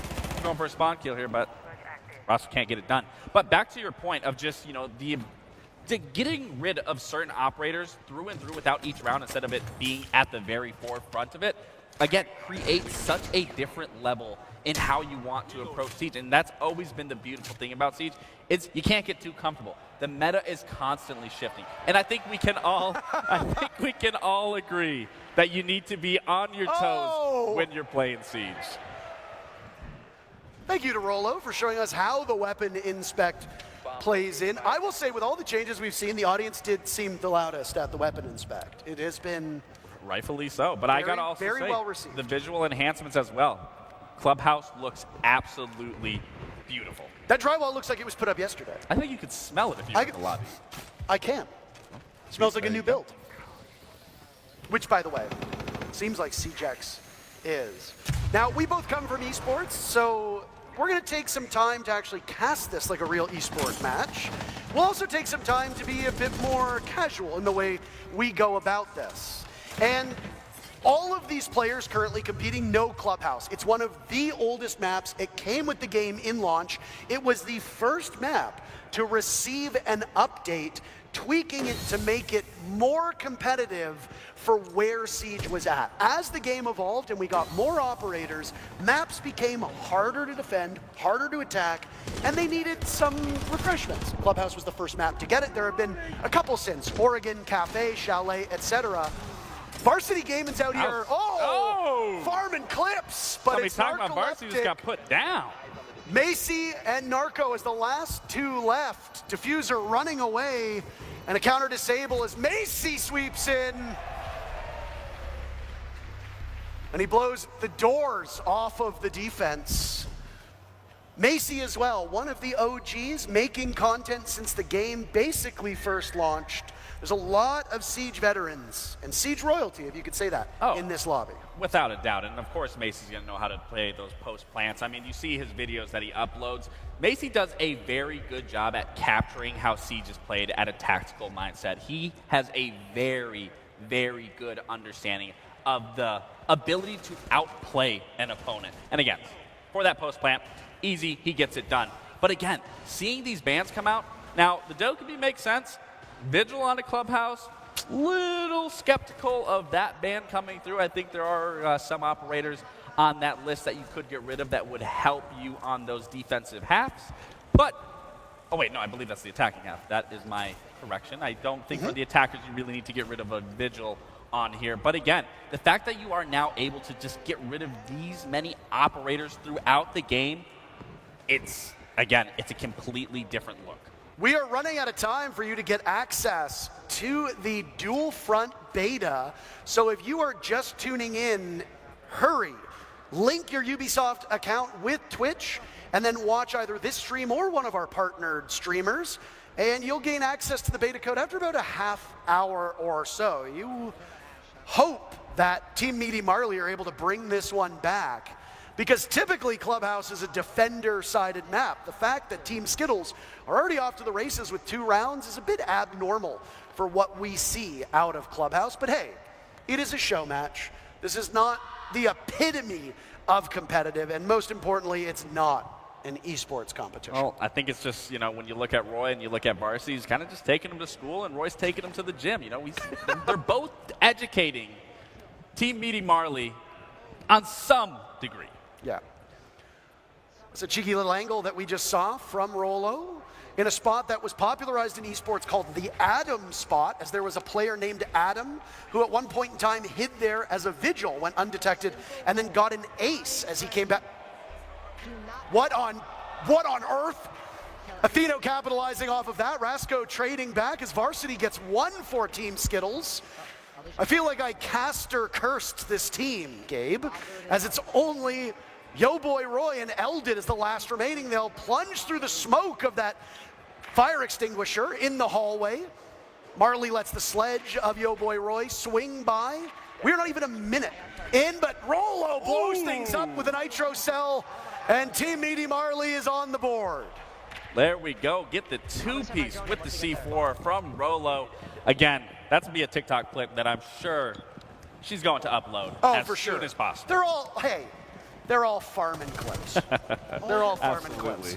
Okay. Side swap has now come in, so as was discussed by Chris, but Gabe, you can touch upon, when you're on attack, you ban a defender. Correct. When you are a defender, you ban an attacker. So gone are whether you want to remove one or the other. Now it's just locked in, you tackle it head on. Team Skittles, whatever bomb site they go to, which looks like it'll be one of the upstairs bomb sites, CCTV and cache, they don't want to deal with the thermite. Thermite is so strong on this bomb site, not just to open up that CCTV wall, but additionally to open up the other portion of the upstairs, which would be the jacuzzi wall or the construction wall. It's going to hinder the attackers. Which we are not only seeing a bandit brought successfully, but we are also seeing that mute just for that little extra bit of reinforcement to make sure that any bit of denial on those walls is going to be warded off. But that goes into, once again, the picks and bans. That the fact that it falls off on behalf, that you are now seeing what the other team had to go against, what that defending side wasn't successful with, you can essentially get rid of once you get to that level and know exactly kind of the approach and how you want to play your defenses or how you want to play your attackers just based off that first half. Bomb located by attackers. Looking like it's going to be a pretty default setup from the side of Team Skills. Nothing too crazy here. I am expecting Varsity to either bandit trick this wall, which I think that's what we're going to see here. He's going to bandit trick the server wall. And then the real question is, how is Team Meaty Marley going to play into this attack? For those that are unfamiliar with Siege, and I mean, I suspect there's a few people watching who haven't had full hands-on experience with the game, when you reinforce a wall, it means that you need a specific gadget to cut through that steel reinforcement. Thermite is one of those operators. He was the one that was banned by Team Skittles. You see that Rasco, playing that ace, will have access to it. Atheno also has access to one of those gadgets. When a bandit puts down those batteries, it electrifies the wall, which prevents that hard breach gadget from going off. Varsity just put down a new battery, destroying one of the gadgets, but he wasn't able to get both walls in time. So there is now an opening through that reinforced wall that the attackers can use to their advantage, but holes work both ways. Defenders can use it too.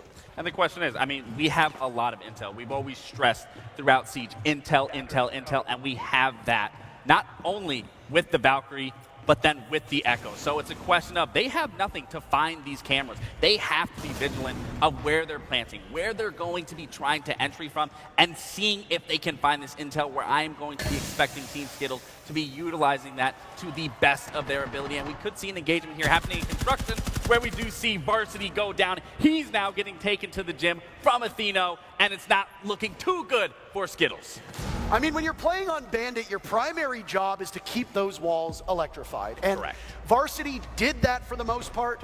To die early, we were about halfway through the round, it's not terrible. I mean, you never want to be the team to give up the first kill. Skittles does trade it back a little bit later, and then Roy will give the advantage to Skittles.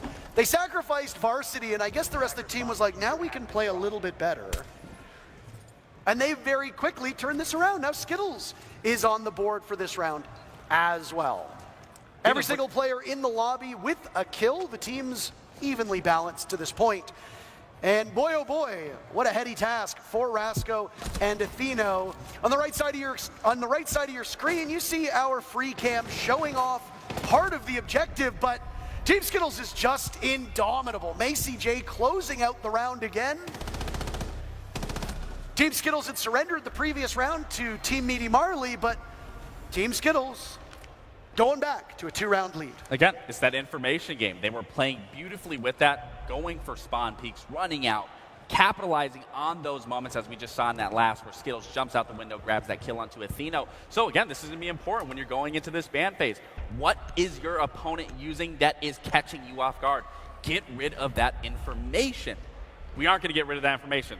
So that's a little unfortunate, but to say the least for Roy, I think he's going to be a little actually, no, they banned that. So Roy is actually banning his favorite character of Castle. That's kind of a questionable choice on my end because, as we know, he loves Castle. Everyone knows he loves Castle. He makes strats with Castle, and now he's eliminating. So then it makes me question then, are they getting rid of the Castle because they know exactly that they're going to try to copy Roy's strats that we've seen through and through on all social medias? We are very quickly on match point. With the show match, we are playing by the ranked rules. So if you are new to Rainbow Six Siege, or I guess Siege X, as we call it now, this is where the end comes for Team Meaty Marley unless they're capable of winning on attack. Again, Clubhouse is a very defender-sided map. If you play this map, the defenders should win the lion's share of rounds. Team Meaty Marley dropped the ball when they were playing as defenders. Team Skittles did not do that on their maiden voyage of defense. Will they prolong this series, or will that be it for our show match? I thought the teams were a little bit more balanced. I'm a little disappointed that Team Meaty Marley have fallen by the wayside. Marley in particular, it's his namesake. Both of his kills only coming in the first round. I was just going to say, it looks like Team Skittles is actually playing into their setup, where on the other end, on Meaty Marley's, we were kind of seeing, you know, a little unorthodox setup. It's not to say that unorthodox gameplay doesn't work in a game like Siege, but from what we're seeing just at the basic level, Team Skittles is definitely trying to set up properly and close it out here at a 4-1. Oh! He does catch the mirror, your boy Finally. Roy. He did try to do what Meaty Marley, I believe, was successful in, but couldn't get it done. To continue on, Marley is going to clear with this Nomad. No one's droning for him. This is where you need to be droning. This is key. Quick engagement. Buck ends up capitalizing on it. Now they're in a 5v3. This is actually looking very good. So as you know, I was commending on Team Skittles. There we go. We see that ingredient being displayed right there to block off any rotates going down to those main lobby stairs. Wonderful catch from our observers. But again, this is looking good for Meaty Marley. They just have to play this man advantage. And these players in the lobby likely have hundreds to even thousands of hours playing on Clubhouse. None of those hours played with the destructible ingredients. So I appreciate the fact that they're trying to use them because it wouldn't be second nature to me. I wouldn't think, oh, I need to shoot one of these fire extinguishers. Oh, I need to pop one of the pipes. I would be thinking bog standard executes, let's do what needs to be done, but they're showing off some of the changes to Core Siege, and Rasco flattens Macy J.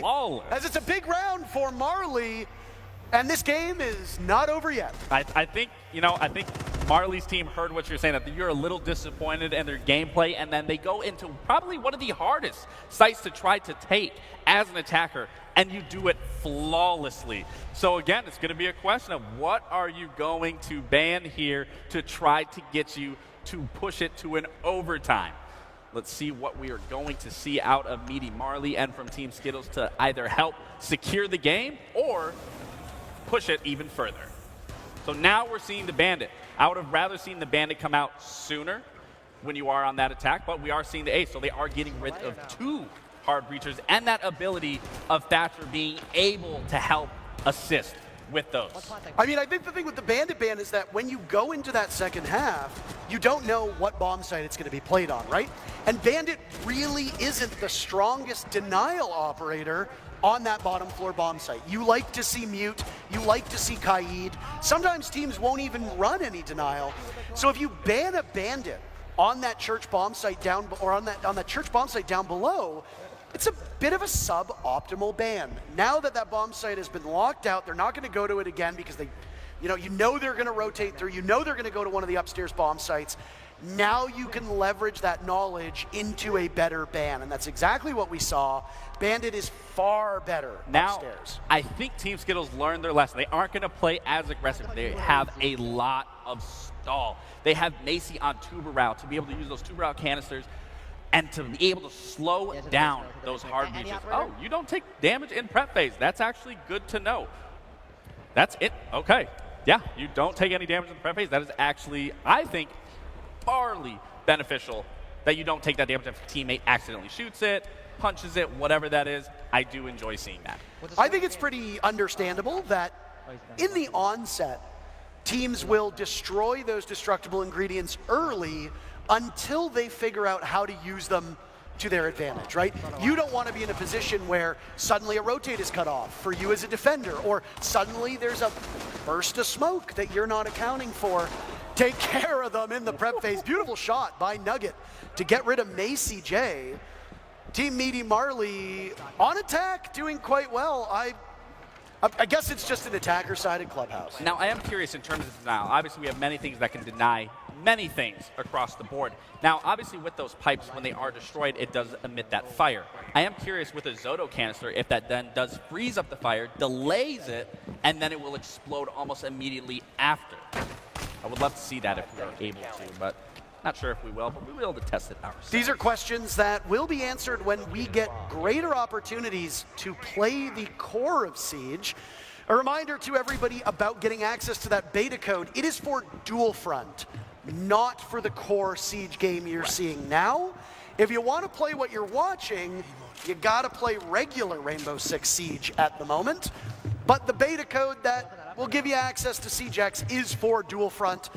Your favorite creators will continue to stream for about an hour once we're done the official broadcast, which is in a couple minutes, frankly. Once this show match is done and we talk to the winning team, we'll be saying goodbye, and then your favorite creators will continue to stream. And if you watch them and one of the partnered streamers, you can still gain access to the beta code. All you got to do is link your Ubisoft Connect and Twitch account, and you'll gain access to the beta code for Dual Front. That's available on PC and current-gen consoles. Well, Parker, I am as excited as everyone else is to get my hands on it, but what I'm even more excited is to see this engagement of the Kaid taking that engagement onto Hot Tub, and then an immediately collapse of them trying to take site. Marley does a great job taking over construction, but Varsity once again taking Eno to school. It is on Marley for his team to keep them alive. If Marley fails here, that's the ball game. And it's a strike down the middle from Varsity Gaming. Team Skittles will win the very first Siege X showdown. Look at how happy he is. You can just tell how much it meant to him. I mean, look at all of them. They're stretching. It's just another day in the office. Look at Macy. He's like, oh, look, this was easy. I mean, show matches are for fun. We're here to showcase the new goods, but these are ultimately for fun. Teams are going to play operators that you might not see all that frequently. They're going to play operators that might not be in the meta. They're going to play bomb sites that you might not see very frequently. But we got to see in that particular map what the visual overhaul for Clubhouse looks like. We got to see the new pick ban phase in action. We got to see those destructible ingredients and how they factor in to the goings-on of a round. I mean, whether it's the destructible ingredients, whether it's the audio overhaul, whether it's the picks and bans across the board, we are entering a new era where metas are going to be shaped and defined all over once again for this. Well, you heard from him earlier today, and he's the winner. So why not hear from Skittles again? We've got Patricia down on the stage. She's having a preliminary chat with him. Hi there. I am here with with Skittles and Team Skittles. Please give it up one more time. How you feeling with this win? Easy. I mean, you know your way around Siege so well, 10 years, right? Yeah. Do you have any advice for people who are yet to get their hands on Siege X? Take everything in. It's a completely different game. There's so much to learn. As you guys all saw, there's like a whole new band system, new lighting, new sound, gun inspection. There's so much to learn now. Just take it all in. Amazing. Well, thank you so much for your time, Skittles. It's been an absolute pleasure to watch you play. Thank you. All right, guys. So I'm about to take off, about to conclude, but before I pass you down to Intero and Laxine, I just have a quick word of gratitude. I have been a part of this game for 10 years now. I can't believe it. Yeah, woo, Siege. And in that time, I have met so many incredible casters and fan artists and creators and devs and cosplayers, and it really is my honor to be a part of what is very much a global community that is Siege, right? And so I just wanted to say I'm so thrilled for you all, so thrilled to see what's coming next and how it continues to bring you all together. Thank you again, everyone. Appreciate it. Awesome. Okay. Thank you very much, Patricia. Gratitude has been a constant theme here in Siege X, and I gotta say, it is really cool to see so many of the people who voice characters in our game show up at events. Patricia is just one of many that we have had an opportunity to meet at events all over the globe, and again, we're not here without you. Today was fantastic. I was a little bit nervous about this event because I know how much Siege means to so many people, and we knew the stakes, Gabe. But if anything, today should show how important this game is and how excited people are for the new era of Siege X. I mean, not even that, but just for everyone involved in the Siege community, whether new or old, this is a moment for every one of us to enjoy, to take, and to appreciate, and to just live in this moment and to carry it for the next 10 years of Siege and on Siege X. I mean, if it's really 10 years, I will be in my 40s, which basically in gaming years means that I am on the verge of the retirement home. But we got to see the new 6v6 game mode Dual Front. We got to see core gameplay updates. We got to see them in action in Core Siege in 5v5. There were lots of goodies, and we're not quite done yet. You can still gain access to the Dual Front beta for the last time. My call to action to you. Connect your Ubisoft Connect account and Twitch. Watch either this stream or soon to be the partnered streamers, because we're about to wrap up, and you'll gain access to play Dual Front later today on either PC or one of the current gen systems. It has been one heck of a day, and it is a great honor to be one of the two people to take a moment to pay tribute to a game that has made our lives better, but has also just made our lives, period. Yep. Think about where we would be if it wasn't for our involvement in Siege. You've been involved for almost a decade. I've been involved for coming on 8 years. That's crazy. So thank you to you, the community. Thank you to Ubisoft. Thank you to all who took part. Yeah. Cheer for maybe the last time. Absolutely. Thank you to Alienware and Blacklight, our sponsors. But before we sign off, there's one person who has had an enormous impact on this game, and as I don't want to say breathe new life into it, but it is undeniable that his involvement, his love of the game, and his constant work on screen and off has made our game bigger than ever. He received a commendation at the 6th Invitational, our World Championship event. Who do you think it is? King George? Not King George. No. It's Jinxie, somebody who has breathed life, I will say it, has breathed life into this game. Jinxie has been able to put a big spotlight on everything from the casual scene, the console scene, our involvement in esports with his affiliation with Space Station. He was honored with the MVP award at our biggest event of the year in Boston just a month ago. So many people are here because of him. This game is here because of him. And before we toss to him, do you have any experiences with Jinxie? Do you have any anecdotes to share? You know, I said this in Boston, I'll say it here. I went into Jinxie's stream when he was averaging 10 viewers, 9 viewers, and something that has always stuck with me every time I've had my interaction with Jinxie is he's stayed to his character through and through. No matter he was at 10 viewers, no matter if he's at 90,000 viewers. It is so important to just remember who you are, to stay true to who you are, and Jinxie is truly the epiphany of that. And it's not just Jinxie himself, but the people around Jinxie. I mean, he's hosted console creator events. He's hosted his World Cup events. He's got friends that he games with quite regularly who now themselves have a career. Some of them have homes because of this game and the money that they're able to make by highlighting our game and being a part of this community. It's not easy being a content creator. It's not. It takes a lot. And again, I mean, for everyone involved, everyone plays a ginormous part to that, because without all of us, we all can't make this happen through and through. Yeah, whether it's on the traditional platforms like YouTube or Twitch, or whether it's on the newer platforms, TikTok being the big one, Instagram Reels, YouTube Shorts, there are different ways for content creators to get involved. And today, CJX was everywhere on social media. And the hope is that that carries forward, because it is really a new era for our game. I don't stream much these days. I don't know if you do, but it's kind of given me that itch to get back into it. It is, and I mean, I think we can start our duo shit back up. I think we should play together You think we should stream together again? I think we should. You want to be a brand risk? You think we should be brand risks when we stream? I don't think we're ever brand risks when we stream.